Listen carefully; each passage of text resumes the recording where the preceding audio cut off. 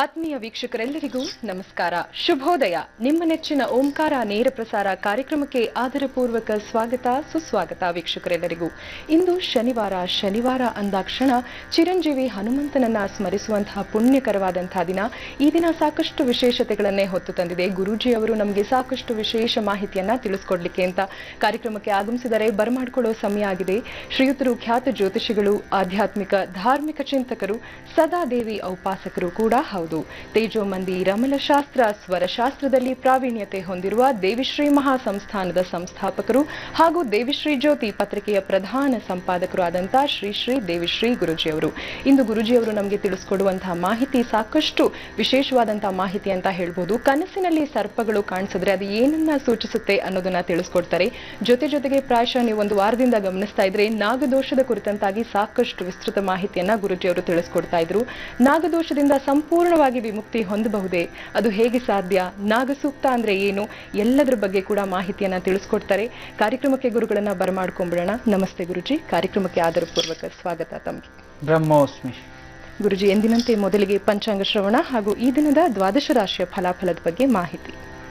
ಶ್ರೀ ಗುರುಭ್ಯೋ ನಮಃ. ಹರಿ ಓಂ. ಗುರುಬ್ರಹ್ಮ ಗುರುವಿಷ್ಣು ಗುರುದೇವೋ ಮಹೇಶ್ವರಃ. ಗುರು ಸಾಕ್ಷಾತ್ ಪರಬ್ರಹ್ಮ ತಸ್ಮೈ ಶ್ರೀ ಗುರುವೇ ನಮಃ. ಏಕದಂತಾಯ ವಿದ್ಮಹೇ ವಕ್ರತುಂಡಾಯ ಧೀಮಹಿ ತನ್ನೋ ದಂತಿ ಪ್ರಚೋದಯಾತ್. ಓಂ ಯಾ ದೇವಿ ಸರ್ವಭೂತೇಷು ಶಕ್ತಿರೂಪೇಣ ಸಂಸ್ಥಿತಾ ನಮಸ್ತಸ್ಸೇ ನಮಸ್ತಸ್ಸೇ ನಮಸ್ತಸ್ಸೇ ನಮೋ ನಮಃ. ಯಾ ದೇವಿ ಸರ್ವಭೂತೇಷು ಮಾತೃರೂಪೇಣ ಸಂಸ್ಥಿತಾ ನಮಸ್ತಸ್ಸೇ ನಮಸ್ತಸ್ಸೇ ನಮಸ್ತಸ್ಸೈ ನಮೋ ನಮಃ.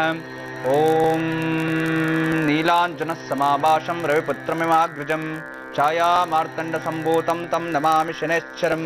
ಛಾಯಾತ್ಮಜಾಯ ವಿದ್ಮಹೇ ನೀಲವರ್ಣಾಯ ಧೀಮಹಿ ತನ್ನೋ ಶೌರಿ ಪ್ರಚೋದಯಾತ್. ಓಂ ಸರ್ವೇ ಜನಭ್ಯೋ ಮಹಾಜನಭ್ಯೋ ಗ್ರಾಮದೇವತಭ್ಯೋ ಮಾತೃಪಿತೃದೇವತಭ್ಯೋ ಆಚಾರ್ಯ ದೇವತಭ್ಯೋ ನಮೋ ನಮಃ. ಶ್ರೀ ವಿಜಯನಾಮ ಸಂವತ್ಸರ ಉತ್ತರಾಯಣ ಮಾಘಮಾಸ ಶುಕ್ಲಪಕ್ಷ ನವಮಿ, ವಿಶೇಷತಃ ಕೃತಿಕಾ ನಕ್ಷತ್ರ. ಕೌಲವ ಕರ್ಣ ವಣಿಜ ಯೋಗ. ವಿಶೇಷತಃ ಈ ದಿನ ಶನಿವಾರ ಸ್ಥಿರವಾಸರಃ ಯುಕ್ತಾಯ. ನಾವು ಪಂಚಾಂಗವನ್ನ ನೋಡಿದ್ದೀವಿ. ಆದರೆ ಈ ದಿನ ವಿಶೇಷವಾಗಿ ಸೂರ್ಯೋದಯ 6 ಗಂಟೆ 45 ನಿಮಿಷಕ್ಕೆ ಆಗಿರತಕ್ಕಂಥದ್ದು. ಸೂರ್ಯಾಸ್ತ ಸಂಜೆ 6 ಗಂಟೆ 22 ನಿಮಿಷಕ್ಕೆ ಆಗಲಿದೆ.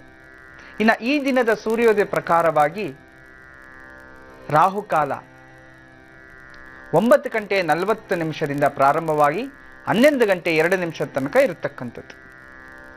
ಇನ್ನು ಈ ಒಂದು ಕಾಲಗಣನೆ ತಗೊಂಡಾಗ ಈ ದಿನ ಅತ್ಯಂತ ಶುಭ ಮುಹೂರ್ತ ಅಭಿಜಿತ್ ಲಗ್ನ ಮಧ್ಯಾಹ್ನ 12 ಗಂಟೆ 15 ನಿಮಿಷದಿಂದ 1 ಗಂಟೆಯ ತನಕ ಇರತಕ್ಕಂಥದ್ದು.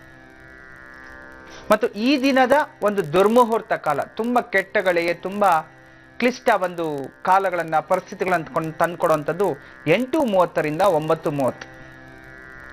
ಇದೇ ಈ ದಿನದ ಪಂಚಾಂಗ ವಿಶೇಷ. ಈ ದಿನ ನಾವೆಲ್ಲರೂ ಕೂಡ ಪ್ರಾಯಶಃ ನೀವು ನೋಡ್ಕೊಂಡು ಬಂದಿರ್ಬೋದು. ಈ ವಾರದಲ್ಲಿ ಸಂಪೂರ್ಣವಾಗಿ ಸರ್ಪಗಳ ಬಗ್ಗೆ, ಸರ್ಪ ಜಾತಿ, ಸರ್ಪ ರೀತಿ ಯಾವ ರೀತಿ ಇರುತ್ತೆ ಅನ್ನೋದು ಎಲ್ಲವನ್ನು ತಿಳಿಸ್ಕೊಟ್ಟಿದ್ದೀವಿ. ಇದೇ ಸಮಯದಲ್ಲಿ ಈ ದಿನ ನಾನು ನಿಮ್ಗೆ ಹೇಳಿದ್ದೆ ಸರ್ಪ ಸೂಕ್ತದ ಒಂದು ಮಾಹಿತಿಯನ್ನು ಕೊಡ್ತೀವಿ ಅಂತ. ಆ ಸರ್ಪ ಸೂಕ್ತವನ್ನ ನೀವು ಕೇಳಿದರೆ ಸಾಕು, ಖಂಡಿತವಾಗ್ಲೂ ನಿಮ್ಮ ಜನ್ಮ ಜಾತಕದಲ್ಲಿ ಎಷ್ಟೇ ಒಂದು ಕಾಳಸರ್ಪ ಯೋಗ, ಸರ್ಪಶಾಪ, ಆ ರೀತಿ ಸರ್ಪದೋಷಗಳಿರ್ತಕ್ಕಂಥದ್ದು, ಎಂಥ ಒಂದು ಕಟಕಾಳ ಸರ್ಪ ದೋಷಗಳಿದ್ರೂ ಸಹ ನಿಮ್ಮ ಜೀವನದಲ್ಲಿ ಅದನ್ನ ಮುಕ್ತಿ ಕೊಡುತ್ತೆ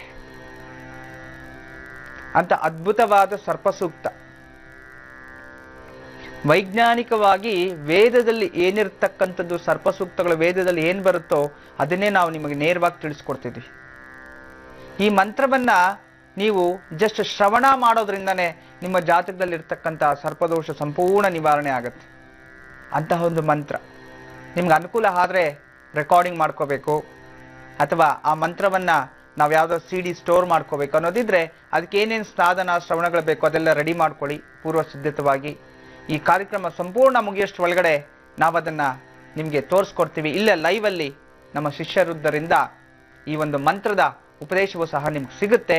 ಆದ್ರಿಂದ ಎಲ್ಲ ವೀಕ್ಷಕ ಬಾಂಧವರು ಈ ಸುವರ್ಣಾವಕಾಶವನ್ನ ಉಪಯೋಗ ಮಾಡ್ಕೋಬೇಕು. ಮತ್ತೆ ಮತ್ತೆ ಇದು ಸಿಗದೇ ಇರತಕ್ಕಂಥದ್ದು. ಬ್ರಹ್ಮಾಂಡದಲ್ಲೆಲ್ಲ ಇಷ್ಟಿನ ತನಕ ಯಾವುದೇ ಒಂದು ಮಾಧ್ಯಮದಲ್ಲಿ ಕೂಡ ಈ ಸರ್ಪಸೂಕ್ತವನ್ನ ಪ್ರಸ್ತಾಪನೂ ಮಾಡಿಲ್ಲ, ಆ ಜನರಿಗೆ ತಿಳಿಸಿಕೊಟ್ಟಿಲ್ಲ. ಈ ಸರ್ಪಸೂಕ್ತ ಪ್ರಪ್ರಥಮ ಬಾರಿಗೆ ನಾವೇ ನಿಮಗೆ ತೋರಿಸ್ತಾ ಇದ್ದೀವಿ. ಆ ಸರ್ಪಸೂಕ್ತ ಇದೆ ಅನ್ನೋದೇ ಎಷ್ಟೋ ಜನಕ್ಕೆ ಗೊತ್ತಿಲ್ಲ. ಹಾಗೆ ನಮ್ಮ ಗರ್ಕೆ ಹುಲ್ಲು ಗೊತ್ತಿದೆಯಲ್ಲ, ದೂರ್ವಾ ಸೂಕ್ತ ಅಂತಿದೆ. ಆ ಗರ್ಕೆ ಹುಲ್ಲಿಂದ ಕೂಡ ಎಂತ ಅದ್ಭುತ ಚಮತ್ಕಾರಗಳಾಗುತ್ತೆ ಅನ್ನೋದು ಅದರಲ್ಲಿ ಬರುತ್ತೆ. ಆ ರೀತಿ ಒಂದೊಂದಕ್ಕೂ ಒಂದೊಂದು ಸಂಬಂಧಪಟ್ಟಿರತಕ್ಕಂಥದ್ದು ಒಂದು ಸೂಕ್ತಗಳಲ್ಲಿ ಈ ದಿನ ವಿಶೇಷವಾಗಿ ನಾವು ನಿಮಗೆ ತೋರಿಸ್ಕೊಡ್ತಕ್ಕಂಥದ್ದು ಸರ್ಪಸೂಕ್ತ.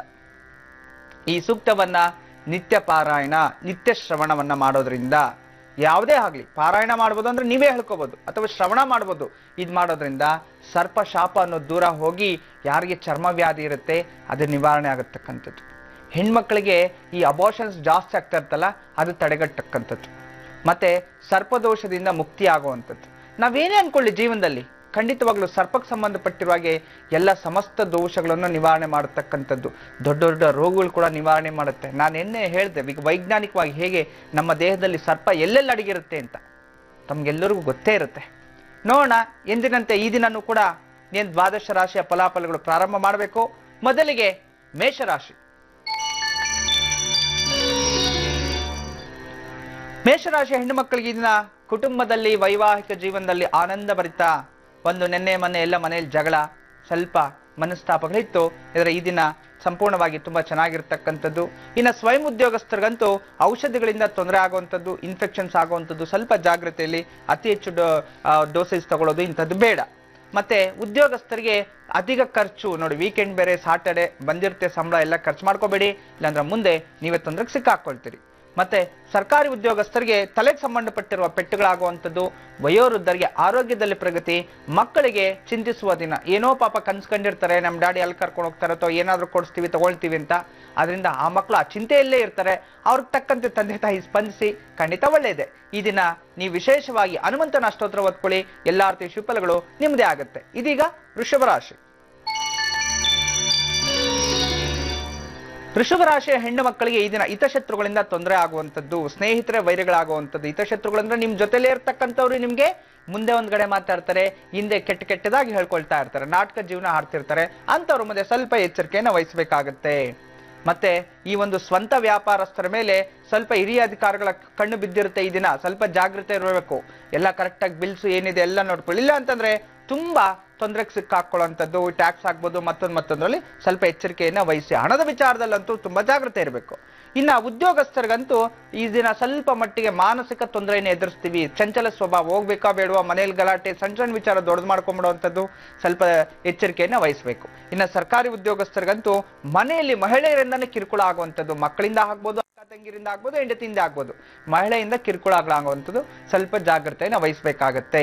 ಇನ್ನು ವಯಸ್ಸಾಗಿರ್ತಕ್ಕಂಥ ವಯೋವೃದ್ಧರಲ್ಲಿ ಮಕ್ಕಳಿಂದ ಈ ದಿನ ಸ್ವಲ್ಪ ನಿಮ್ಗೆ ಮನಸ್ಸಿಗೆ ಸಮಾಧಾನ ಸಿಗುತ್ತೆ. ಅವ್ರಿಗೋಸ್ಕರ ಏನಾದ್ರೂ ಮಾಡಬೇಕು, ಉಡುಗೊರೆ ಕೊಡಬೇಕು ಅನ್ನೋದ್ರ ಖಂಡಿತ ತಗೊಂಡೋಗ್ಕೊಡಿ, ಅವ್ರು ನಿಮ್ಗೋಸ್ಕರ ಕಾಯ್ತಾ ಇರ್ತಾರೆ. ಇನ್ನು ಮಕ್ಕಳ ವಿಚಾರದಲ್ಲಿ ಈ ದಿನ ವಿದ್ಯಾರ್ಜನೆ, ಜ್ಞಾನಾರ್ಜನೆ, ಪ್ರಾಕ್ಟೀಸ್ ಅಲ್ಲಿ ಯಾವುದೇ ಒಂದು ಕೆಲಸ ಮಾಡಿ ನಿಮ್ಗೆ ಲಕ್ಕಿಯೆಸ್ಟ್ ತರುವಂತ ದಿನನೇ ಆಗಿರುತ್ತೆ. ಆದ್ರೆ ವೆಹಿಕಲ್ಸ್ ಅಲ್ಲಿ ಓಡಾಡ್ಬೇಕಾದ್ರೆ ಸ್ವಲ್ಪ ಜಾಗ್ರತೆ ವಹಿಸೋದು ತುಂಬಾ ಒಳ್ಳೇದು. ಈ ದಿನ ಸುಬ್ರಹ್ಮಣ್ಯ ಸ್ವಾಮಿ ಅಷ್ಟೋತ್ರ ಓದ್ಕೊಳ್ಳಿ, ಎಲ್ಲಾ ಶುಭಫಲಗಳು ನಿಮ್ದೇ ಆಗುತ್ತೆ. ಇದೀಗ ಮಿಥುನ ರಾಶಿ. ಮಿಥುನ ರಾಶಿಯ ಹೆಣ್ಣು ಮಕ್ಕಳಿಗೆ ಪ್ರೀತಿ ಪ್ರೇಮ ವಿವಾಹ ಆಗುವಂಥದ್ದು ಮತ್ತು ಪತ್ನಿಯಿಂದ ಸಂತೋಷ ಸಿಗುವಂಥದ್ದು, ಪತಿಯಿಂದ ಸಂತೋಷ ಸಿಗುವಂಥದ್ದು, ಕುಟುಂಬದಲ್ಲಿ ನೆಮ್ಮದಿಯ ವಾತಾವರಣ, ಗಂಡ ಹೆಂಡತಿಯಲ್ಲಿ ಉತ್ತಮ ಪ್ರೇಮದ ದಿನವಾಗಿರುತ್ತೆ. ಇದನ್ನ ಒಬ್ರಿಗೊಬ್ರು ಅರ್ಥ ಮಾಡ್ಕೊಂಬಿಡಿ.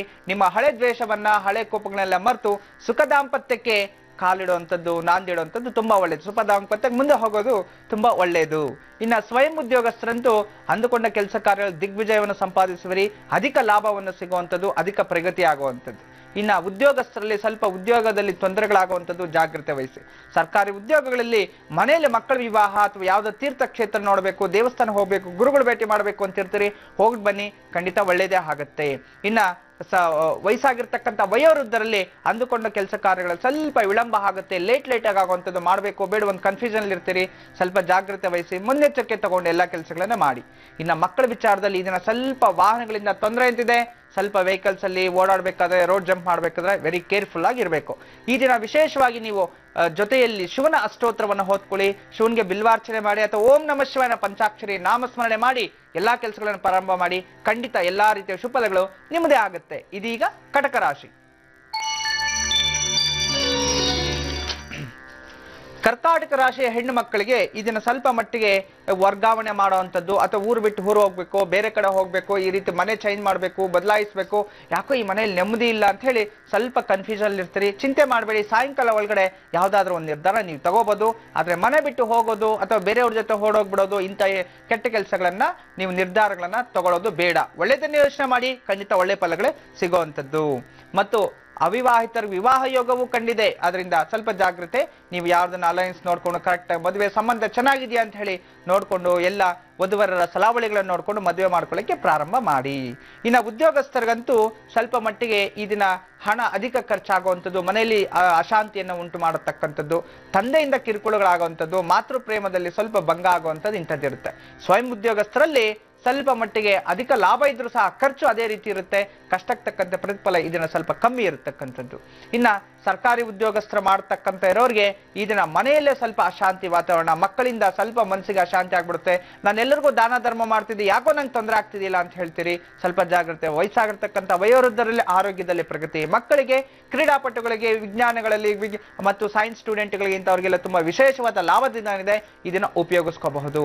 ಇದನ್ನ ವಿಶೇಷವಾಗಿ ಹನುಮಂತನ ಅಷ್ಟೋತ್ರ ಓದ್ಕೊಳ್ಳಿ, ಎಲ್ಲಾ ಅರ್ಥ ಶುಭಫಲಗಳು ನಿಮ್ಮದೇ ಆಗುತ್ತೆ. ಇದೀಗ ಸಿಂಹರಾಶಿ.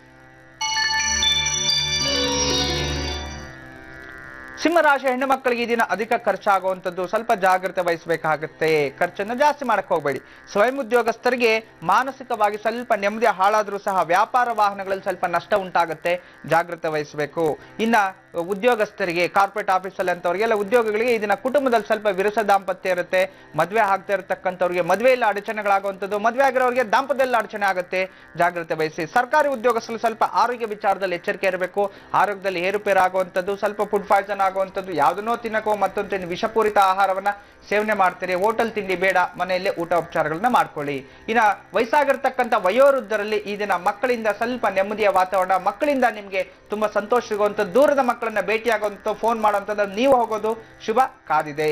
ಇನ್ನ ಮಕ್ಕಳ ವಿಚಾರದಲ್ಲಿ ಈ ದಿನ ಸ್ವಲ್ಪ ಜಾಗ್ರತೆ ವಹಿಸಬೇಕು. ತಲೆಗೆ ಪೆಟ್ಟು ಮಾಡ್ಕೊಳ್ಳುವಂಥದ್ದು ಮತ್ತು ಮೊಣಗಾಲಿಗೆ ಸಂಬಂಧಪಟ್ಟವರಿಗೆ ಫ್ರಾಕ್ಚರ್ ಆಗುವಂಥದ್ದಿದೆ, ಅಂದ್ರೆ ಸ್ವಲ್ಪ ಜಾಗ್ರತೆ ವಹಿಸಿ. ಈ ದಿನ ವಿಶೇಷವಾಗಿ ಮಹಾಗಣಪತಿ ಅಷ್ಟೋತ್ರ, ಗಣಪತಿಯನ್ನು ಆರಾಧನೆ ಮಾಡ್ಕೊಳ್ಳಿ, ಎಲ್ಲಾ ರೀತಿಯ ಶುಭಫಲಗಳು ನಿಮ್ಮದೇ ಆಗುತ್ತೆ. ತಮ್ಮೆಲ್ಲರಿಗೂ ಕನ್ಯಾ ರಾಶಿಯವರಿಗೆ ಈ ದಿನ ಹೇಗಿದೆ ಬನ್ನಿ ಗುರುಜಿ ಅವರಿಂದ ಕೇಳಿ ತಿಳಿಯೋಣ. ಗುರುಜಿ, ಇದೀಗ ಕನ್ಯಾ ರಾಶಿ. ಕನ್ಯಾ ರಾಶಿಯ ಸ್ತ್ರೀ ಹೆಣ್ಣು ಮಕ್ಕಳಿಗೆಲ್ಲರಿಗೂ ಸಹ ಈ ದಿನ ಪ್ರಿಯ ಆಸಕ್ತಿ ಜಾಸ್ತಿ ಅಂದ್ರೆ ಭಗವಂತನ ಮೇಲೆ. ಯಾವ್ದಾದ್ರು ಧರ್ಮ ಕಾರ್ಯಗಳನ್ನ ಮಾಡಬೇಕು, ದಾನ ಧರ್ಮಗಳನ್ನ ಮಾಡಬೇಕು, ಒಳ್ಳೆ ಹೆಸರು ಪಡಿಬೇಕು, ಪೂಜೆ ಮಾಡಬೇಕು, ಶ್ರದ್ಧೆಯಿಂದ ಜಪ ಮಾಡಬೇಕು ಅಂತ ಪ್ರಾರಂಭ ಮಾಡಿದ್ರಿ, ಮಾಡ್ಕೊಳ್ಳಿ. ಖಂಡಿತವಾಗ್ಲೂ ಒಳ್ಳೆ ಫಲಗಳನ್ನೇ ಅನುಭವಿಸ್ತೀರಿ. ಮತ್ತು ಈ ದಿನ ಸ್ವಯಂ ಉದ್ಯೋಗಸ್ಥರಿಗೆ ವ್ಯಾಪಾರದಲ್ಲಿ ಶಾಂತಿ, ಕುಟುಂಬದಲ್ಲಿ ನೆಮ್ಮದಿಯ ವಾತಾವರಣ, ಎಲ್ಲಾ ವಿಚಾರದಲ್ಲೂ ನೆಮ್ಮದಿಯ ಜೀವನವನ್ನ ಅನುಭವಿಸುವಿರಿ. ಇನ್ನು ಉದ್ಯೋಗಸ್ಥರಿಗೆ ಇದನ್ನ ಸಾಲದಿಂದ ಮುಕ್ತಿ ಆಗುವಂಥದ್ದು, ಚೆನ್ನಾಗಿರತಕ್ಕಂಥದ್ದು. ಪೇಮೆಂಟ್ ಬರ್ತಿದೆ, ಯಾವ್ದೋ ಸಾಲ ತಗೊಂಡಿರ್ತೀರಿ, ಕೊಟ್ಬಿಡ್ಬೇಕು, ಖಂಡಿತವಾಗ್ಲೂ ತಗೊಂಡೋಗ್ಕೊಡಿ, ಒಳ್ಳೇದೇ ಆಗುವಂಥದ್ದು. ಶತ್ರುಗಳಿಂದ ಸ್ವಲ್ಪ ಎಚ್ಚರಿಕೆ ಇರಬೇಕು ಸರ್ಕಾರಿ ಉದ್ಯೋಗರು. ಈ ನಡುವೆ ಸಿಕ್ಕಾಪಟ್ಟೆ ಶತ್ರುಗಳು ಕಾಟ ಆಗ್ಬಿಟ್ಟಿದೆ ನಿಮ್ಗೆ, ಸ್ವಲ್ಪ ಎಚ್ಚರಿಕೆ ವಹಿಸಿ, ಖಂಡಿತವಾಗ್ಲೂ ಒಳ್ಳೇದಾಗುವಂಥದ್ದು. ಇನ್ನ ವಯಸ್ಸಾಗಿರ್ತಕ್ಕಂಥ ವಯೋವೃದ್ಧರಿಗೆ ಸ್ವಲ್ಪ ಹೃದಯ ಪೀಡೆಗೆ ಸಂಬಂಧಪಟ್ಟಿರ್ತಕ್ಕಂಥ ಪೀಡೆಗಳು ಉಂಟಾಗುತ್ತೆ, ಜಾಗ್ರತೆಯನ್ನು ವಹಿಸಿ. ಮಕ್ಕಳ ವಿಚಾರದಲ್ಲಿ ಈ ದಿನ ಶುಭ ದಿನ. ಇಷ್ಟ ವಸ್ತು ಖರೀದಿ, ಇಷ್ಟ ವಸ್ತು ಸಿಗುವಂಥದ್ದು ಅಂತಿದೆ, ಉಪಯೋಗ ಮಾಡ್ಕೊಳ್ಳಿ, ಖಂಡಿತ ಒಳ್ಳೇದಾಗುತ್ತೆ. ಈ ದಿನ ನೀವು ಹನುಮಂತನ ಅಷ್ಟೋತ್ರ ಓದ್ಕೊಳ್ಳಿ, ಸುಬ್ರಹ್ಮಣ್ಯ ಸ್ವಾಮಿ ಅಷ್ಟೋತ್ರ ಓದ್ಕೊಳ್ಳಿ, ಎಲ್ಲಾ ರೀತಿಯ ಶುಭಫಲಗಳು ನಿಮ್ಮದೇ ಆಗುತ್ತೆ. ಇದೀಗ ತುಲಾರಾಶಿ. ತುಲಾರಾಶಿಯ ಹೆಣ್ಣು ಮಕ್ಕಳಿಗೆ ಈ ದಿನ ದೈಹಿಕ ಆರೋಗ್ಯದಲ್ಲಿ ಉತ್ತಮ ಪ್ರಗತಿ. ಸುಸ್ತಾಗುತ್ತೆ, ಟಯರ್ಡ್ ಆಗುತ್ತೆ, ನಾನು ಚುರುಕಿಲ್ಲ ಅನ್ನೋರಿಗೆ ಈ ದಿನ ತುಂಬಾ ಆಕ್ಟಿವ್ ಆಗಿರ್ತೀರಿ. ಮದುವೆ ಆಗದೆ ಇರತಕ್ಕಂಥ ಕಂಕಣ ಬಲ ಕೂಡಿ ಬರ್ತಿದೆ. ಯಾವ್ದಾದ್ರು ವಧುವರರ ಅನ್ವೇಷಣೆಗಳಿದ್ರೆ ಹೋಗಿ ಬರೋಗಿದ್ರೆ ಹೋಗಿ ಬನ್ನಿ, ಖಂಡಿತ ಒಳ್ಳೇದೇ ಆಗುವಂಥದ್ದು. ಮತ್ತು ಈ ದಿನ ಸ್ವಯಂ ವ್ಯಾಪಾರಸ್ಥರಿಗೆ ನಿಮ್ಮ ವೈರಿಗಳು ಕೂಡ ಸ್ನೇಹಿತರಾಗ್ತಿದ್ದಾರೆ. ಆದರೂ ಸಹ ನೀವು ಎಚ್ಚರಿಕೆ ವಹಿಸಬೇಕು. ಮತ್ತು ಈ ಒಂದು ಸ್ವಯಂ ಉದ್ಯೋಗಸ್ಥರು ಬಿಟ್ಟು ಹೊರಗಡೆ ಕೆಲಸ ಮಾಡ್ತಕ್ಕಂಥವ್ರಿಗೆ ಆರೋಗ್ಯದಲ್ಲಿ ಸ್ವಲ್ಪ ಚೇತರಿಕೆ ಇರತಕ್ಕಂಥದ್ದು, ಡಿಪ್ರೆಸ್ ಅಲ್ಲಿರೋರಿಗೆ ಈ ದಿನ ಸ್ವಲ್ಪ ನೆಮ್ಮದಿ ಅನ್ಸೋಂತಕ್ಕಂಥದ್ದು ತುಂಬಾ ಚೆನ್ನಾಗಿದೆ. ಸರ್ಕಾರಿ ಉದ್ಯೋಗಸ್ಥರಿಗೆ ಮನೆಯಲ್ಲಿ ಸಂತೋಷದ ವಾತಾವರಣ, ಮಂಗಳ ಕಾರ್ಯ, ಮಾತುಕತೆ ನಡೆಯುವಂಥದ್ದು ತುಂಬಾ ಚೆನ್ನಾಗಿದೆ. ವಯಸ್ಸಾಗಿರ್ತಕ್ಕಂಥ ವಯೋವೃದ್ಧರು ಸ್ವಲ್ಪ ಕಳ್ಳರಿಂದ, ಮೋಸಗಾರರಿಂದ ವಂಚನೆ ಆಗುವಂಥದ್ದು ಇದೆ, ಸ್ವಲ್ಪ ಜಾಗ್ರತೆ ವಹಿಸಬೇಕು. ಮಕ್ಕಳಿಗೆ ಅಂದುಕೊಂಡ ಕೆಲಸ ಕಾರ್ಯಗಳಲ್ಲಿ ದಿಗ್ವಿಜಯವನ್ನ ಅನುಭವಿಸಿದ್ರಿ. ಪರೀಕ್ಷೆ ಮಾಡತಕ್ಕಂಥವ್ರು ಅಥವಾ ಯಾವ್ದಾದ್ರು ಕ್ಯಾಟ್ ಎಕ್ಸಾಮ್ ಬರೆಯುವಂಥವ್ರು, ಮ್ಯಾಟ್ ಎಕ್ಸಾಮ್ ಬರೆಯುವಂಥವ್ರು, ಹೊಸದಾಗಿ ಯಾವ್ದಾದ್ರು ಸಿವಿಲ್ ಎಕ್ಸಾಮ್ಸ್ ತಗೊಳ್ಳೋರು, ಇಂಥವ್ರಿಗೆಲ್ಲ ಶುಭ ದಿನನೇ ಆಗಿದೆ. ಈ ದಿನ ವಿಶೇಷವಾಗಿ ನೀವು ಮಾಡಬೇಕಾಗಿರ್ತಕ್ಕಂಥದ್ದು ದುರ್ಗಾದೇವಿ ಆರಾಧನೆ.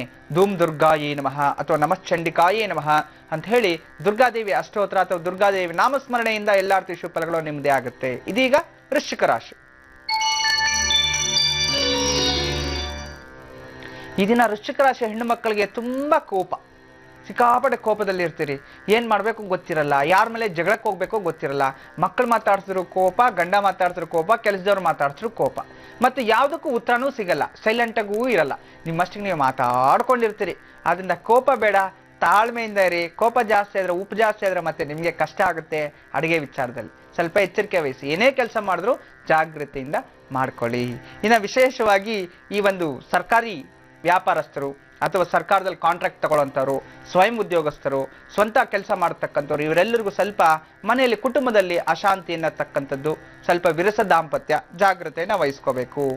ಇನ್ನ ವಿಶೇಷವಾಗಿ ಸ್ವಯಂ ಉದ್ಯೋಗಸ್ಥರು ಬಿಟ್ಟು ಉದ್ಯೋಗ ಮಾಡ್ತಾರೆ, ಕಾರ್ಪೊರೇಟರ್ ಆಫೀಸ್ಗಳಲ್ಲಿ ಕೆಲಸ ಮಾಡೋಂಥವ್ರು, ಇಂಥವ್ರಿಗೆಲ್ಲ ಈ ದಿನ ಸ್ವಲ್ಪ ಮನಸ್ಸಿಗೆ ಶಾಂತಿ, ಹೊರಗಡೆ ಹೋಗ್ಬೇಕು, ಎಲ್ಲಾದ್ರೂ ಹೋಟೆಲ್ ಹೋಗಿ ಊಟ ಮಾಡ್ಕೊಂಬರೋಣ, ಈ ರೀತಿ ಎಲ್ಲ ಪ್ಲಾನ್ ಮಾಡಿರ್ತಾರೆ, ಹೋಗಿ ಬನ್ನಿ. ಅಧಿಕ ಖರ್ಚನ್ನೊಂದು ಇರುತ್ತೆ, ಸ್ವಲ್ಪ ಜಾಗ್ರತೆ ವಹಿಸಿ. ಸರ್ಕಾರಿ ಅಧಿಕಾರಿಗಳಿಂದನೇ ತೊಂದರೆಗಳಾಗುವಂಥದ್ದು. ಈ ದಿನ ದಿಢೀರ್ ಅಂತ ನಿಮ್ಗೆ ಏನಾದ್ರೂ ತೊಂದರೆಗಳಾಗುವಂಥದ್ದು, ಯಾವ್ದಾದ್ರು ಕಾಲ್ ಬರುವಂಥದ್ದು, ಇಂಥದ್ದೇನೋ ಅಪಶಕುನಗಳು ಕಾದಿರುತ್ತೆ, ಸ್ವಲ್ಪ ಜಾಗ್ರತೆ ವಹಿಸ್ಬೇಕು. ವಯಸ್ಸಾಗಿರ್ತಕ್ಕಂಥ ಹಿರಿಯರಿಗೆ ಸ್ವಲ್ಪ ಮನೆಗೆ ನೆಂಟರು ಬರುವಂತ ಆಗಮನ ನೋಡಿ. ನೀವಿಬ್ಬರೇ ಗಂಡ ಹೆಂಡತಿ ಇರ್ತೀರಿ, ವಯಸ್ಸಾಗಿರೋರು, ನಿಮ್ಗೆ ಮಾಡ್ಕೊಳಕ್ಕೆ ಕಷ್ಟ ಆಗಿರುತ್ತೆ. ಆದ್ರೂ ಸಹ ಇದು ನಿಮ್ಮ ನೋಡ್ಲಿಕ್ಕೆ ಯಾರೋ ಬಂದ್ಬಿಡ್ತಾರೆ, ಅಂದ ಸ್ವಲ್ಪ ಸಂತೋಷನೂ ಸಿಗುತ್ತೆ, ಅದೇ ರೀತಿ ಸಂಕಷ್ಟನೂ ಉಂಟಾಗುತ್ತೆ. ಎಚ್ಚರಿಕೆಯನ್ನ ವಹಿಸಿ. ಇನ್ನ ಮಕ್ಕಳಿಗೆ ಎಲ್ಲಾ ವಿಚಾರದಲ್ಲಿ ಅಭಿವೃದ್ಧಿ ಆಗುವಂಥದ್ದು, ಇಷ್ಟಕಾಮ್ಯಾರ್ಥ ಸಿದ್ಧಿ ಆಗುವಂಥದ್ದು, ಇದನ್ನ ನೀವು ಅಂದುಕೊಂಡು ಕೆಲಸ ಕಾರ್ಯಗಳಲ್ಲಿ ಟೈಮ್ ಟು ಟೈಮ್ ಎಲ್ಲ ಹೋಗ್ತೀರಿ, ಒಳ್ಳೆ ಹೆಸರು ಕೆಲಸಗಳನ್ನ ಮಾಡ್ಕೊಂಡ್ ಬರ್ತೀರಿ, ಒಳ್ಳೇದೇ ಆಗುತ್ತೆ. ಇದನ್ನ ವಿಶೇಷವಾಗಿ ನೀವು ಹನುಮಂತನ ಅಷ್ಟೋತ್ರ ಓದ್ಕೊಳ್ಳಿ, ಮತ್ತಷ್ಟು ಶುಭಫಲಗಳು ನಿಮ್ಮದೇ ಆಗುತ್ತೆ. ಇದೀಗ ಧನು ರಾಶಿ. ಧನುರಾಶಿಯ ಹೆಣ್ಣು ಮಕ್ಕಳಿಗೆ ಈ ದಿನ ವಿಶೇಷವಾಗಿ ವೈವಾಹಿಕ ಜೀವನದಲ್ಲಿ ಆನಂದ ಭರಿತ ಮತ್ತು ಆರೋಗ್ಯದಲ್ಲಿ ಅಭಿವೃದ್ಧಿ ಆಗುವಂಥದ್ದು, ತೊಂದರೆ ಇಲ್ಲ. ಆದ್ರೆ ಈ ದಿನ ಸ್ವಯಂ ಉದ್ಯೋಗಸ್ಥರಲ್ಲಂತೂ ಸ್ವಲ್ಪ ಔಷಧಿಗಳಿಂದ ತೊಂದರೆಗಳಾಗುವಂಥದ್ದು, ಸ್ವಲ್ಪ ಜಾಗ್ರತೆ ವಹಿಸಬೇಕು. ಊಟದಲ್ಲಿ ತೊಂದರೆಗಳಾಗುವಂಥದ್ದು ಮತ್ತು ನೀವು ಫುಡ್ ಇನ್ಫೆಕ್ಷನ್ಸ್ ಆಗುವಂಥದ್ದು, ಆಸಿಡಿಟಿ ಕ್ರಿಯೇಟ್ ಆಗುವಂಥದ್ದು, ಸರಿಯಾದ ಸಮಯ ಊಟ ವ್ಯವಸ್ಥೆಗಳಿರಲ್ಲ, ಸ್ವಲ್ಪ ಊಟದ ಕಡೆನೇ ಇದನ್ನ ಗಮನ ಕೊಡಿ. ಮತ್ತೆ ದುಡಿಬಹುದು. ಮತ್ತು ಉದ್ಯೋಗಸ್ಥರಿಗೆ ಸ್ವಲ್ಪ ವಾತಾವರಣದಲ್ಲಿ ಅಂತ ಉದ್ಯೋಗ ಕೆಲಸಗಳಲ್ಲಿ ವಾತಾವರಣದಲ್ಲಿ, ಮನೆಯಲ್ಲಿ ಸುತ್ತಮುತ್ತಲ ವಾತಾವರಣದಲ್ಲಿ ಅಷ್ಟು ನೆಮ್ಮದಿ ಸಿಗೋದಿಲ್ಲ. ಎಲ್ಲಾದ್ರೂ ದೂರ ಹೋಗ್ಬರೋಣ, ವಾರದಿಂದ ತುಂಬಾ ದುಡ್ದು ಬೇಜಾರಾಗ್ಬಿಟ್ಟಿದೆ, ಎಲ್ಲಾದ್ರೂ ಹೋಗ್ಬಿಡ್ಬೇಕು ಅಂತ ಹೇಳಿ ನಿರ್ಧಾರ ತಗೊಳ್ತೀರಿ. ಮನ್ಸಿಗೆ ಸಂತೋಷ ಸಿಗೋಂಗಿದ್ರೆ ಖಂಡಿತ ಹೊರಡ್ ಬನ್ನಿ, ಒಳ್ಳೇದೇ ಆಗತ್ತೆ. ಇನ್ನ ಸರ್ಕಾರಿ ಉದ್ಯೋಗಸ್ಥರಿಗೆ ಈ ದಿನ ಸ್ವಲ್ಪ ಗೃಹ ಖರೀದಿ ಅಥವಾ ಜಾಗ ಖರೀದಿ, ವಾಹನ ಖರೀದಿ, ಮಕ್ಕಳಿಗೋಸ್ಕರ ಏನಾದ್ರೂ ಕೊಡಿಸ್ಬೇಕು ಅಥವಾ ಎಲ್ಲಾದ್ರೂ ಒಡವೆ ತಗೋಬೇಕು ಅಂತ ಏನಾದ್ರೂ ಪ್ಲಾನ್ ಮಾಡ್ತಾರೆ, ಖಂಡಿತ ಹೋಗ್ಬಿಟ್ಟು ಬನ್ನಿ, ಒಳ್ಳೇದೇ ಆಗುವಂಥದ್ದು. ಇನ್ನು ವಯಸ್ಸಾಗಿರ್ತಕ್ಕಂಥ ವಯೋವೃದ್ಧರಿಗೆ ಈ ದಿನ ಸ್ವಲ್ಪ ಗೃಹಗಳ ಮೇಲೆ, ಮನೆ ಮೇಲೆ ಮಕ್ಕಳಿಗೋಸ್ಕರ ಏನಾದ್ರೂ ಮಾಡ್ಕೊಡ್ಬೇಕು ಅಥವಾ ಯಾವ್ದಾದ್ರು ಆಸ್ತಿ ಖರೀದಿ ಮಾಡಬೇಕು, ಡೆಪಾಸಿಟ್ ಮಾಡಬೇಕು ಅಂತ ಏನಾದ್ರೂ ಪ್ಲಾನ್ ಮಾಡಿರ್ತೀರಿ, ಇಂಥದ್ರ ಬಗ್ಗೆ ಚಿಂತೆ ವಹಿಸ್ತಾ ಇರ್ತೀರಿ, ಖಂಡಿತ ಒಳ್ಳೇದೆ. ಇನ್ನು ಮಕ್ಕಳ ವಿಚಾರದಲ್ಲಂತೂ ಸ್ವಲ್ಪ ಖರ್ಚು ಜಾಸ್ತಿ ಆಗುವಂಥದ್ದು, ಸ್ವಲ್ಪ ಅಧಿಕ ಖರ್ಚನ್ನ ಸಿಕ್ಕಾಪಟ್ಟೆ ಖರ್ಚು ಮಾಡ್ತೀವಿ, 100 ರೂಪಾಯಿ ಖರ್ಚು ಮಾಡಕ್ಕೆ 1000 ಖರ್ಚು ಮಾಡುವಂಥದ್ದು, ಇಂಥದ್ದು ಅಧಿಕ ಖರ್ಚಿರುತ್ತೆ. ಖರ್ಚನ್ನು ಕಮ್ಮಿ ಮಾಡಿ, ಖಂಡಿತ ಒಳ್ಳೇದಾಗುತ್ತೆ. ಇದನ್ನ ವಿಶೇಷವಾಗಿ ನೀವು ನರಸಿಂಹಸ್ವಾಮಿ ಅಷ್ಟೋತ್ರ ಅಥವಾ ಗುರುಗಳ ಅಷ್ಟೋತ್ರ ಓದ್ಕೊಳ್ಳಿ, ಎಲ್ಲಾ ರೀತಿ ಶುಭಫಲಗಳು ನಿಮ್ಮದೇ ಆಗುತ್ತೆ. ಇದೀಗ ಮಕರ ರಾಶಿ. ಮಕರ ರಾಶಿಯ ಹೆಣ್ಣು ಮಕ್ಕಳಿಗೆ ಇದನ್ನ ಎಲ್ಲಾ ಕೆಲಸ ಕಾರ್ಯಗಳಲ್ಲಿ ಯಶಸ್ಸನ್ನ ಸಿಗುವಂಥದ್ದು ತುಂಬಾ ಚೆನ್ನಾಗಿರ್ತಕ್ಕಂಥದ್ದು. ಮತ್ತು ಸ್ವಯಂ ಉದ್ಯೋಗಸ್ಥರಿಗೆ ಈ ದಿನ ಉದ್ಯೋಗದಲ್ಲಿ ಪ್ರಗತಿ ಆಗುವಂಥದ್ದು, ಎಲ್ಲ ವಿಶೇಷವಾದ ಫಲಗಳನ್ನ ಅನುಭವಿಸ್ತೀರಿ. ಅಷ್ಟೇ ಇಲ್ಲ, ಸ್ವಯಂ ಉದ್ಯೋಗಸ್ಥರಿಗೂ ಅಷ್ಟೇ ಇನ್ನ ಮನೆಯಲ್ಲಿ ಕುಟುಂಬದಲ್ಲಿ ನೆಮ್ಮದಿಯ ವಾತಾವರಣ ಇರತಕ್ಕಂಥದ್ದು. ಮತ್ತು ಪ್ರೈವೇಟ್ ಕೆಲಸದಲ್ಲಿ ಇರತಕ್ಕಂಥವ್ರಿಗೆ ವಿವಾಹ ಆಗ್ತಿಲ್ಲ, ಡಿಪ್ರೆಸ್ ಅಲ್ಲಿ ಇದನ್ನೇನೆ, ಡಿಪ್ರೆಷನ್ ಇಂದ ಮುಕ್ತಿ ಹೋಗ್ತೀರಿ, ಮದುವೆ ಮಾತುಕತೆ ಎಲ್ಲವೂ ಫಿಕ್ಸ್ ಆಗ್ತಿರ್ತಕ್ಕಂಥ ತುಂಬಾ ಚೆನ್ನಾಗಿರ್ತಕ್ಕಂಥದ್ದು. ಸರ್ಕಾರಿ ಉದ್ಯೋಗಗಳಿಗೆ ವಾಹನ ಖರೀದಿ ಅಂತ ಹೇಳ್ತಿದೆ, ಅದರ ಮೇಲೆ ನಿಗಾ ವಹಿಸಿ, ಖಂಡಿತ ಒಳ್ಳೇದಾಗುವಂಥದ್ದು. ಇನ್ನು ವಯಸ್ಸಾಗಿರ್ತಕ್ಕಂಥ ವಯೋವೃದ್ಧರಲ್ಲೂ ಸಹ ಆರೋಗ್ಯದಲ್ಲಿ ಪ್ರಗತಿ ಆಗುವಂಥದ್ದು. ಮಕ್ಕಳಿಗೆ ಈ ದಿನ ಸ್ವಲ್ಪ ಮಟ್ಟಿಗೆ ಮನಸ್ಸಿಗೆ ಅಶಾಂತಿ, ಅಪ್ಪ ಏನೋ ಕೊಡಿಸ್ತೀನಿ, ಡ್ಯಾಡಿ ಏನೋ ಕೊಡಿಸ್ತೀನಿ, ಎಲ್ಲ ಕರ್ಕೊಂಡು ಹೋಗ್ತೀನಿ ಅಂದ್ರು ಮನೇಲಿ ಬಿಟ್ಟು ಹೋಗ್ಬಿಟ್ರಿ ಅಂತೇಳಿ ನೆಮ್ಮದಿ ಹಾಳಾಗುವಂಥದ್ದು. ಈ ದಿನ ಮನೆಯಲ್ಲೇ ಇರಿ, ತೊಂದರೆ ಇಲ್ಲ, ಆದ್ರೆ ಮನೇಲಿ ಕೂತ್ಕೊಂಡು ನೀವು ಟೈಮ್ ಪಾಸ್ ಮಾಡ್ಬೋದು. ಇದನ್ನ ಪ್ರತಿ ಕ್ಷಣಕ್ಕೂ ಸುಬ್ರಹ್ಮಣ್ಯ ಸ್ವಾಮಿ ಅಷ್ಟೋತ್ರ, ಸುಬ್ರಹ್ಮಣ್ಯ ಸ್ವಾಮಿ ನಾಮಸ್ಮರಣ ಮಾಡಿ ಎಲ್ಲಾ ಅರ್ಥ ಫಲಗಳು ನಿಮ್ಮದೇ ಆಗತ್ತೆ. ಇದೀಗ ಕುಂಭರಾಶಿ. ಕುಂಭರಾಶಿಯವರಿಗೆ ಈ ದಿನ ವಿಶೇಷವಾಗಿ ಅಂದುಕೊಂಡ ಕೆಲಸ ಕಾರ್ಯಗಳಲ್ಲಿ ಜಯ ಸಿಗುವಂಥದ್ದು. ಈ ದಿನ ಎಲ್ಲ ಹೆಣ್ಣು ಮಕ್ಕಳಿಗೂ ಸಹ ಲಾಭ ಸಿಗುವಂಥದ್ದು ತುಂಬಾ ಚೆನ್ನಾಗಿರ್ತಕ್ಕಂಥದ್ದು. ವ್ಯಾಪಾರದಲ್ಲಿ ಪ್ರಗತಿ ಇದೆ. ವ್ಯಾಪಾರದಲ್ಲಿ ಸ್ವಯಂ ಉದ್ಯೋಗಸ್ಥರಿಗೂ ಸಹ ಪ್ರಗತಿ ಕಾಣುವಿರಿ. ಮತ್ತು ಹೆಣ್ಮಕ್ಳು ಅಷ್ಟೇ ಸ್ವಂತ ಕೆಲಸ ಮಾಡುವಂಥವ್ರು ಪ್ರಗತಿ ಆಗುವಂಥದ್ದು. ಮತ್ತು ಈ ಕೆಲಸಗಳಲ್ಲಿ ಕೆಲಸ ಕಾರ್ಯ ಮಾಡುವಂಥವ್ರಿಗೆ ಈ ದಿನ ರಜಾ ಇರುತ್ತೆ. ಮನೆಯಲ್ಲಿ ಗಂಡ ಹೆಂಡತಿರ ಜೊತೆ ಸ್ವಲ್ಪ ವಿರಸ ದಾಂಪತ್ಯ ಇರುತ್ತೆ, ಜಾಗ್ರತೆಯಿಂದ ವಹಿಸಿ. ಇನ್ನು ಸರ್ಕಾರಿ ಉದ್ಯೋಗಸ್ಥರ ಮಕ್ಕಳಿಂದ ತಂದೆ ತಾಯಿಗೆ ನೆಮ್ಮದಿ ಸಿಗುವಂಥದ್ದು, ಮಕ್ಕಳಿಂದ ಅನುಕೂಲ ಆಗುವಂಥದ್ದು ತುಂಬಾ ಉತ್ತಮ ಫಲ. ವಯಸ್ಸಾಗಿರ್ತಕ್ಕಂಥ ವಯೋವೃದ್ಧರಲ್ಲಿ ಆರೋಗ್ಯದಲ್ಲಿ ಪ್ರಗತಿಯನ್ನ ಕಾಣುವಿರಿ, ತುಂಬಾ ಒಳ್ಳೆಯದು. ಮಕ್ಕಳ ವಿಚಾರದಲ್ಲಿ ಇದನ್ನ ಸ್ವಲ್ಪ ಜಾಗ್ರತೆ ವಹಿಸಬೇಕು. ಇದನ್ನ ಯಾರೋ ಹೇಳಿ ಸುಳ್ಳು ಹೇಳಿ ವಂಚನೆ ಮಾಡಿ ನಿಮ್ಗೇನೋ ಸುಳ್ಳು ಹೇಳಿ ನಿಮ್ಮ ಹತ್ರ ಇರ್ತಕ್ಕಂಥ ವಸ್ತುಗಳನ್ನ ತಗೋಬೇಕು ಅಂತೇಳಿ ಸುಳ್ಳು ಹೇಳ್ತಾರೆ, ಸ್ನೇಹಿತರು ಶತ್ರುಗಳಾಗ್ತಾರೆ. ಅದರಿಂದ ಸ್ವಲ್ಪ ಜಾಗ್ರತೆ ಇರಿ. ಈ ದಿನ ಸುಬ್ರಹ್ಮಣ್ಯ ಸ್ವಾಮಿ ಅಷ್ಟೋತ್ರ ಓದ್ಕೊಂಡ್ರೆ ಎಲ್ಲಾ ಅರ್ಥ ಶುಭಫಲಗಳು ನಿಮ್ಮದೇ ಆಗತ್ತೆ. ಕೊನೆಯದಾಗಿ ಮೀನರಾಶಿ. ಮೀನರಾಶಿಯ ಹೆಣ್ಣು ಮಕ್ಕಳಿಗೆ ಆರೋಗ್ಯದಲ್ಲಿ ಪ್ರಗತಿ ಆಗುವಂಥದ್ದು ತುಂಬಾ ಚೆನ್ನಾಗಿರತಕ್ಕಂಥದ್ದು. ದಾಂಪತ್ಯ ಜೀವನದಲ್ಲಿ ಸಹ ಸುಖವನ್ನ ಅನುಭವಿಸಿದರೆ ಉತ್ತಮ ಫಲಗಳನ್ನೇ ಅನುಭವಿಸುವಿರಿ. ಮತ್ತು ಈ ಒಂದು ಸ್ವಯಂ ಉದ್ಯೋಗಸ್ಥರಿಗೆ ವಾಹನಗಳಿಂದ ತೊಂದರೆ ನೋಡಿ, ವಾಹನಗಳಿಂದ ತೊಂದರೆ, ನೀವು ರೋಡಲ್ಲಿ ನಿಂತಿರ್ಬೋದು, ನೀವು ಹೋಗ್ತಿರ್ಬೋದು, ಯಾರಿಂದನೋ ಹೋಗ್ತಿರ್ಬೋದು. ಆದ್ರೆ ನಿಮ್ಮ ಗ್ರಾಹಚಾರ ಕಟ್ಟಿರೋದ್ರಿಂದ ಬೀಳೋದು ಖಚಿತ. ಸ್ವಲ್ಪ ಎಚ್ಚರಿಕೆಯಲ್ಲಿ ರಾಶ್ ಡ್ರೈವ್ ಮಾಡೋದು ಬೇಡ. ಅದರಿಂದ ಜಾಗ್ರತೆಯನ್ನ ವಹಿಸಬೇಕು. ಇನ್ನ ಉದ್ಯೋಗಸ್ಥರಿಗೆ ಈ ದಿನ ತಲೆಗೆ ಸಂಬಂಧಪಟ್ಟಿರೋ ತೊಂದರೆಗಳಾಗುವಂಥದ್ದು, ದೂರದ ಪ್ರಯಾಣ ಸಂಭವ, ಎಲ್ಲಾದ್ರೂ ಹೋಗ್ಬೇಕು ಬರಬೇಕು ಈ ರೀತಿ ಚರ್ಚೆ ಮಾಡುವಂತ ಕ್ರಿಯೆಗಳು ಜಾಸ್ತಿ ಇರುತ್ತೆ, ಸ್ವಲ್ಪ ಜಾಗ್ರತೆ ವಹಿಸಬೇಕು. ಮತ್ತು ವಿಶೇಷವಾಗಿ ಈ ಒಂದು ಸರ್ಕಾರಿ ಕೆಲಸದಲ್ಲಿ ಇರೋರಿಗೆ ಮನೆಯಲ್ಲಿ ಏನಾದ್ರೂ ಅಶಾಂತಿಯನ್ನು ಉಂಟು ಮಾಡ್ಕೊಂಡ್ಬಿಡ್ತೀರಾ, ಜಗಳಾಗುವಂಥದ್ದು, ಸಣ್ಣ ವಿಚಾರ ದೊಡ್ಡದು ಮಾಡ್ಕೊಂಡ್ಬಿಡುವಂಥದ್ದು, ಎಚ್ಚರಿಕೆ ವಹಿಸಿ. ಸ್ವಲ್ಪ ವಯಸ್ಸಾಗಿರ್ತವ್ರಂತೂ ಈ ದಿನ ವಯೋವೃದ್ಧರು ಸ್ವಲ್ಪ ತಾಳ್ಮೆಯಿಂದ ಇದ್ಬಿಡ್ಬೇಕು ಮನೆಯಲ್ಲಿ. ಯಾವುದೇ ಕಾರಣಕ್ಕೂ ಯಾರಿಗೂ ಅಡ್ವೈಸ್ ಮಾಡಕ್ ಹೋಗ್ಬೇಡಿ, ಮಕ್ಳು ಹೇಳಿದ್ರು ಸಹ ಕೋಪ ಮಾಡ್ಕೊಳಕ್ ಹೋಗ್ಬೇಡಿ. ಇದರಿಂದ ಸಣ್ಣ ವಿಚಾರ ದೊಡ್ಡದಾಗುವಂಥದ್ದು, ಪಿತ್ರಾರ್ಜಿತ ಆಸ್ತಿಗಳಲ್ಲಿ ಜಗಳಗಳಾಗುವಂಥದ್ದು, ಇಂಥದ್ದೆಲ್ಲ ಆಗುತ್ತೆ, ಸ್ವಲ್ಪ ಎಚ್ಚರಿಕೆ ವಹಿಸಿ. ಇನ್ನ ಮಕ್ಕಳ ವಿಚಾರದಲ್ಲಿ ಇದನ್ನ ಸ್ವಲ್ಪ ಮಟ್ಟಿಗೆ ಕ್ರೀಡಾಪಟುಗಳಿಗೆ ಮತ್ತು ಶಸ್ತ್ರಚಿಕಿತ್ಸೆ ಅಭ್ಯಾಸ ಮಾಡತಕ್ಕಂಥವ್ರಿಗೆ, ಮತ್ತು ವಿಶೇಷವಾಗಿ ಕ್ರೀಡಾಪಟುಗಳು ಅಂತಂದ್ರೆ ಲಾಂಗ್ ಜಂಪ್, ಹೈ ಜಂಪ್ ಕ್ರೀಡಾಪಟುಗಳು, ಈ ರೀತಿ ಓಡ, ರನ್ನಿಂಗ್ ರೇಸ್, ಇಂಥವ್ರಿಗೆ ಸ್ವಲ್ಪ ವಿಶೇಷವಾದ ಆಸಕ್ತಿ ಜಾಸ್ತಿ ಇರುತ್ತೆ. ಇದನ್ನ ಪ್ರಾಕ್ಟೀಸ್ ಮಾಡಿ, ಖಂಡಿತವಾಗ್ಲೂ ನಿಮ್ಗೆ ದಿಗ್ವಿಜಯ ಅಂತೂ ಸಿಗೋದು ಖಚಿತ. ಇದನ್ನ ಎಲ್ಲಾ ರೀತಿಯ ಶುಭಫಲಗಳು ನಿಮ್ದಾಗ್ಬೇಕು ಅನ್ನೋದಾದ್ರೆ ವಿಶೇಷವಾಗಿ ಹನುಮಂತನ ಅಷ್ಟೋತ್ರ ಓದ್ಕೊಳ್ಳಿ, ಖಂಡಿತ ಶುಭಫಲಗಳು ನಿಮ್ದೇ ಆಗುತ್ತೆ. ಗುರುಜಿನ ಸೋಮವಾರದ ದಿನ ಬಹಳ ವಿಶೇಷವಾದಂತಹ ದಿನ. ನರನಾಡಿಗಳಿಗೂ ಚೈತನ್ಯ ಶಕ್ತಿಯನ್ನು ತುಂಬುವಂತ ಒಂದು ಹೀಲಿಂಗ್ ಧ್ವನಿಯನ್ನ ನೀವು ಕೇಳಿಸ್ತೀನಿ ಅಂತ ಹೇಳಿದ್ರಿ, ಅದ್ರ ಬಗ್ಗೆ ಒಂದಿಷ್ಟು ಮಾಹಿತಿಯನ್ನ ತುಂಬಿಸ್ಕೊಡಿ. ಖಂಡಿತ.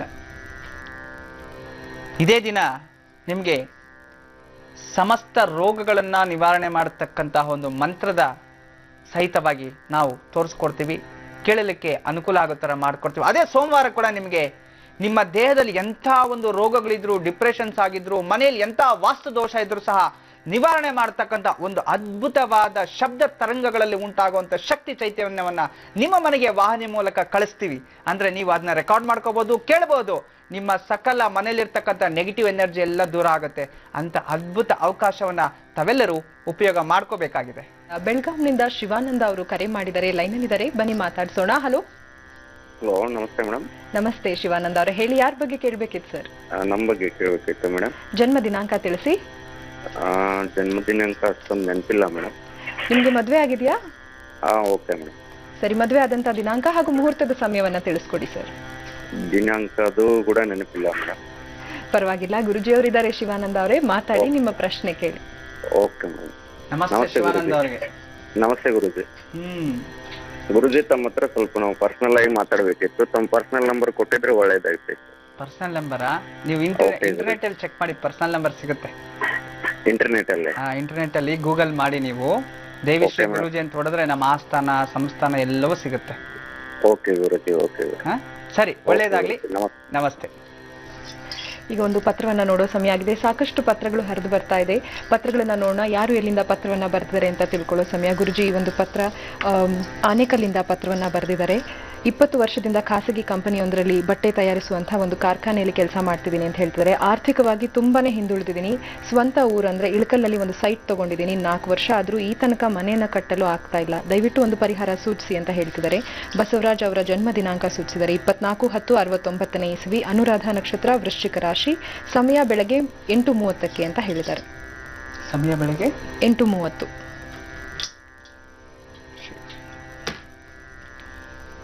ಪಂಚಮಸ್ಥಾನ ಗುರು ಮತ್ತು ಚತುಸ್ಥಾನ ತೋರಿಸಿರ್ತಕ್ಕಂಥದ್ದು ಖಂಡಿತ ಅತಿ ಶೀಘ್ರದಲ್ಲಿ ನಿಮಗೆ ಒಳ್ಳೆಯ ಫಲಗಳ ಅನುಕೂಲ ಆಗುತ್ತೆ, ಚಿಂತೆ ಮಾಡಬೇಡಿ. ಆದರೆ ಜಾತಕದಲ್ಲಿ ನಿಮ್ಮ ಜಾತಕದಲ್ಲಿ ಕಾಣಿಸ್ತಿರ್ತಕ್ಕಂಥದ್ದು ಬ್ರಹ್ಮಹತ್ಯೆ ದೋಷ. ಬ್ರಹ್ಮಹತ್ಯೆ ದೋಷ ಇದ್ದಾಗ ಜೀವನದಲ್ಲಿ ಎಲ್ಲ ರೀತಿಯ ಅಡಚಣೆಗಳು ಇರತಕ್ಕಂಥದ್ದು. ಅಂತಂದರೆ ಎಜುಕೇಷನ್ ವೈಸು ಅಲ್ಲಿ ತೊಂದರೆ ಆಗುತ್ತೆ. ಕಷ್ಟಪಟ್ಟು ನಾವು ಓದಿದ್ರೂ ಸಹ ಸರಿಯಾದ ಸಮಯಕ್ಕೆ ಉದ್ಯೋಗ ಸಿಗೋದಿಲ್ಲ. ಅದಾದ ನಂತರ ಮದುವೆ ಅನ್ನೋದಾಗೋದಿಲ್ಲ. ಮದುವೆ ಆದರೂ ಮಕ್ಕಳಾಗೋದಿಲ್ಲ. ಮಕ್ಕಳಾದರೂ ಸಂಸಾರದಲ್ಲಿ ನೆಮ್ಮದಿ ಇರೋದಿಲ್ಲ. ನೋಡಿ, ಬ್ರಹ್ಮಹತ್ಯೆ ದೋಷ ದಿನೇ ದಿನೇ ದಿನೇ ಎಲ್ಲದರಲ್ಲೂ ಕೆಲಸ ಕಾರ್ಯ ಬಿಸ್ನೆಸ್ ಎಲ್ಲದರಲ್ಲೂ ಹೊಡೆತಗಳೇ. ನಿಮ್ಗೆ ಅನುಕೂಲ ಆದರೆ ಒಂದು ಗೋದಾನ ಮಾಡಿ, ನಿಮ್ಮ ಶಕ್ತಿ ಇದ್ದರೆ. ಗೋದಾನ ಮಾಡೋಕ್ಕೆ ನನಗೆ ಅನುಕೂಲ ಇಲ್ಲ ಅಂದಿದ್ದ ಪಕ್ಷದಲ್ಲಿ ನೀವೇನು ಮಾಡ್ಬೋದು, ಒಂದು ಬೆಳ್ಳಿ ಹಸುವನ್ನು ಖರೀದಿ ಮಾಡಿ ಅದನ್ನು ಮನೇಲಿ ಇಟ್ಕೊಂಡು ಪೂಜೆ ಮಾಡಬೇಕು. ಸುಮಾರು 21 ವಾರಗಳ ಕಾಲ ಸತತವಾಗಿ ನಿಮ್ಮ ಮನೆಯಲ್ಲಿರಬೇಕು. ಡೈಲಿ ಬೆಳಗ್ಗೆನೆ ಸ್ವಲ್ಪ ಒಂದು ಗರಿಕೆ ಹುಲ್ಲು ತಂದು ಅದ್ರ ಮುಂದೆ ಇಡಬೇಕು. ಗರಿಕೆ ಹುಲ್ಲು, ಬೆಲ್ಲ ಮತ್ತು ಅಕ್ಕಿ ಇಟ್ಟು ನೈವೇದ್ಯ ಮಾಡಬೇಕು. ಮಾರನೇ ದಿನ ಗರಿಕೆ ಹುಲ್ಲನ್ನ ತೆಗೆದು ಬೇರೆ ಹಸುಕ್ಕೆ ಕೊಟ್ಬಿಡಿ ಅಥವಾ ಹೊರಗಡೆ ಇಟ್ಬಿಡಿ, ತೊಂದರೆ ಇಲ್ಲ. ಆದರೆ ಆ ಬೆಲ್ಲ ಅಕ್ಕಿಯನ್ನು ಮತ್ತೊಂದು ಹಸುಕ್ಕೆ ತಿನ್ನಿಸ್ತಾ ಇರಬೇಕು. ಈ ರೀತಿ ಮಾಡ್ತಾ ಮಾಡ್ತಾ ಒಂದು 21 ವಾರ ಕಂಪ್ಲೀಟ್ ಆದ ನಂತರ ಅದನ್ನು ಒಂದು ಬೆಳ್ಳಿ ಹಸುವನ್ನು ಒಂದು ಬಿಳಿ ವಸ್ತ್ರ, ಅಕ್ಕಿ, ಬೆಲ್ಲ ಅದ್ರ ಮೇಲೆ ಇಟ್ಟು ದಕ್ಷಿಣ ತಾಂಬೂಲ ಸಮೇತವಾಗಿ ಯಾರಾದರೂ ಋತ್ವಿಕರಂದ್ರೆ ಬ್ರಾಹ್ಮಣರಿಗೆ, ಪುರೋಹಿತರಿಗೆ ದಾನ ಮಾಡಬೇಕು. ಈ ರೀತಿ ಕರೆಕ್ಟಾಗಿ ಜೀವನದಲ್ಲಿ ಒಮ್ಮೆ ಮಾಡಿ, ನಿಮ್ಮ ಜಾತಕದಲ್ಲಿರ್ತಕ್ಕಂಥ ಬ್ರಹ್ಮದೋಷ ನಿವಾರಣೆ ಆಗುತ್ತೆ. ಖಂಡಿತ ನಿಮ್ಮ ಇಷ್ಟಾರ್ಥ ಸಿದ್ಧಿ ಆಗುತ್ತೆ. ಒಳ್ಳೆಯದಾಗಲಿ. ನಮಸ್ತೆ. ಗುರುಜಿ, ಇನ್ನೊಂದು ಪತ್ರವನ್ನ ನೋಡೋಣ. ಬಳ್ಳಾರಿ ಜಿಲ್ಲೆಯಿಂದ ಪತ್ರ ಬಂದಿದೆ. ನಯನ ಅವರು ಬರೀತಾ ಇದ್ದಾರೆ, ಭಾವನವರ ಮಗಳು ಅಂದ್ರೆ ನಿಸರ್ಗ ಬಗ್ಗೆ ಕೇಳಬೇಕಿತ್ತು ಅಂತ ಹೇಳ್ತಿದ್ದಾರೆ. ಡೇಟ್ ಆಫ್ ಬರ್ತ್ 11/3/2003, ಮಂಗಳವಾರ ಸಂಜೆ 6:40. ತುಂಬಾನೇ ಮೊಂಡುತನ ಇದೆ, ಓದೋದಿಲ್ಲ, ಮತ್ತೆ ಮನೆಯವರನ್ನ ನಂಬೋದಿಲ್ಲ. ಎಲ್ಲವುದಕ್ಕಿಂತ ಹೆಚ್ಚಾಗಿ ಯಾಕೆ ಹೀಗಾಗ್ತಿದೆ, ದಯವಿಟ್ಟು ನೋಡಿ ಪರಿಹಾರ ತಿಳಿಸಿ ಅಂತ ಕೇಳ್ತಿದ್ದಾರೆ. ಶ್ರೀಮನ್ನಾರಾಯಣ. ನೋಡಿ, ಮಕ್ಕಳು ಯಾವತ್ತೇ ಆಗಲೇ ಮಂಡುತನ ಇದ್ದಿದ್ದೆ.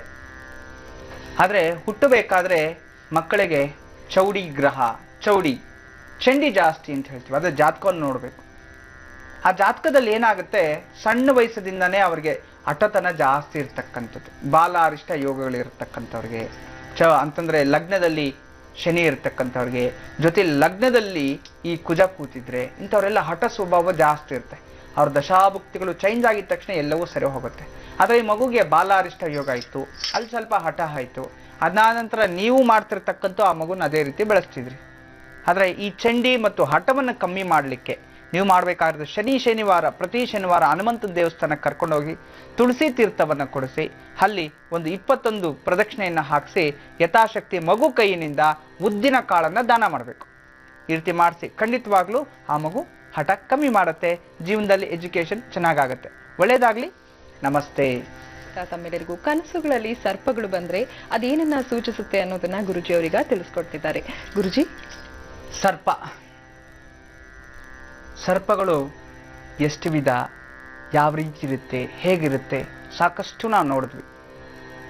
ಇಲ್ಲಿ ಮೊದಲು ಒಬ್ಬ ಮಹಾರಾಜ, ಹಿಂದಿನ ಒಂದು ಕೆಲವು ಪುರಾಣಗಳಿರ್ತಕ್ಕಂಥದ್ದು. ಮಹಾರಾಜನಿಗೆ ಆತನಿಗೆ ಫಸ್ಟ್ ಒಂದು ಮದುವೆ ಮಾಡ್ಕೊಳ್ತಾನೆ. ಸುಮಾರು ವರ್ಷ ಆಗುತ್ತೆ ಮದುವೆ ಆಗಿ, ಮಕ್ಕಳ ಸಂತಾನ ಫಲನೇ ಇರೋದಿಲ್ಲ. ಮತ್ತಿನ್ನೊಂದು ಮದುವೆ ಮಾಡ್ಕೊತಾನೆ. ಆ ರೀತಿ 7 ಜನ ಪತ್ನಿಯರನ್ನು ಮದುವೆ ಮಾಡ್ಕೊಳ್ತಾನೆ. 7 ಜನಕ್ಕೂ ಪಾಪ ಮದುವೆ ಆಗೋದೇ ಇಲ್ಲ, ತುಂಬ ಸಮಸ್ಯೆ ಆಗುತ್ತೆ. ಆಗ ಕೊನೆಯದಾಗಿ ಆ ಕೊನೆ ಪತ್ನಿ ಮದುವೆ ಆದ ನಂತರ ಅವಳಿಗೆ ಯಾವುದೋ ಒಂದು ಪೂರ್ವ ಜನ್ಮದ ಪುಣ್ಯ ಫಲದಿಂದ ಅವಳು ಒಬ್ರು ಹೇಳ್ತಾರೆ, ಗುರುಗಳು ಬಂದು, ಆ ರಾಜ ಪುರೋಹಿತರು ಅಂತ ಬಂದಾಗ ಅವರಲ್ಲಿಗೆ ಬಂದು ಪಾದ ನಮಸ್ಕಾರವನ್ನು ಮಾಡ್ತಾರೆ. ಆಗ ಆ ಮನುಷ್ಯ ಹೇಳ್ತಾನೆ, ಶೀಘ್ರಮೇವ ಪುತ್ರ ಪ್ರಾಪ್ತಿರಸ್ತೋ, ಸಂತಾನ ಪ್ರಾಪ್ತಿರಸ್ತೋ ಅಂತ ಆಶೀರ್ವಾದ ಕೊಡ್ತಾನೆ. ಆಗ ಆ ತಾಯಿ ಎದ್ದು ನಿಂತ್ಕೊಂಡು ಹೇಳ್ತಾಳೆ, ಸ್ವಾಮಿ, ಸಂತಾನ ಪ್ರಾಪ್ತಿರಸ್ತೋ ಅಂತ ಹೇಳಿದ್ರಿ, ನಮ್ಮ ಮಹಾರಾಜರು 7 ಮದುವೆ ಆದರೂ ಇನ್ನೂ ಸಂತಾನ ಆಗಿಲ್ಲ, ಆಗೋದಿಲ್ಲ ಅಂತ ಹೇಳಿದ್ದಾರೆ. ಇದು ಹೇಗೆ ಸಾಧ್ಯ? ಅಥವಾ ನಿಮ್ಮ ಶಾಪ ಸುಳ್ಳಾಗುತ್ತಾ, ಏನಾಗುತ್ತೆ ಅಂತ ಕೇಳಿದಾಗ ಆ ಪುರೋಹಿತರು ಹೇಳ್ತಾರೆ, ರಾಜ ಪುರೋಹಿತರು, ಚಿಂತೆ ಮಾಡಬೇಡಿ ತಾಯಿ, ನಮ್ಮ ಸ್ವಾರ್ಥ ಇಲ್ಲದೆ, ನಮ್ಮ ಅರಿವಿಲ್ಲದೆ ಆಶೀರ್ವಾದದಲ್ಲಿ ಆ ಭಗವಂತ ನನ್ನ ಬಾಯಿಂದ ನುಡಿಸಿದ್ದಾನೆ ಅಂತಂದ್ರೆ ನಿನಗೆ ಆ ಸಂತಾನ ಭಾಗ್ಯ ಸಿಕ್ಕೇ ಸಿಗುತ್ತೆ, ನಿಮ್ಮ ಕುಲದ ಉನ್ನತಿ ಹಾಗೆ ಆಗತ್ತೆ, ಇದು ಸತ್ಯ ಅಂತ ಹೇಳ್ತಾನೆ. ಹೇಗಾಗುತ್ತೆ, ಏನು ಮಾಡಬೇಕು ಅಂತಂದಾಗ ಆಗ ಜ್ಯೋತಿಷ್ ಶಾಸ್ತ್ರವನ್ನು ನೋಡ್ತಾರೆ. ಜ್ಯೋತಿಷ್ ಶಾಸ್ತ್ರವನ್ನು ನೋಡಿದಾಗ ಆಗ ರಾಹುಕೇತುಗಳು, ಸರ್ಪಗಳು ಆ ಒಂದು ಪುತ್ರ ಸ್ಥಾನವನ್ನ ಪುತ್ರಕಾರಕನನ್ನ ಭಕ್ಷಣೆ ಮಾಡ್ತಾ ಇರ್ತಕ್ಕಂಥದ್ದು.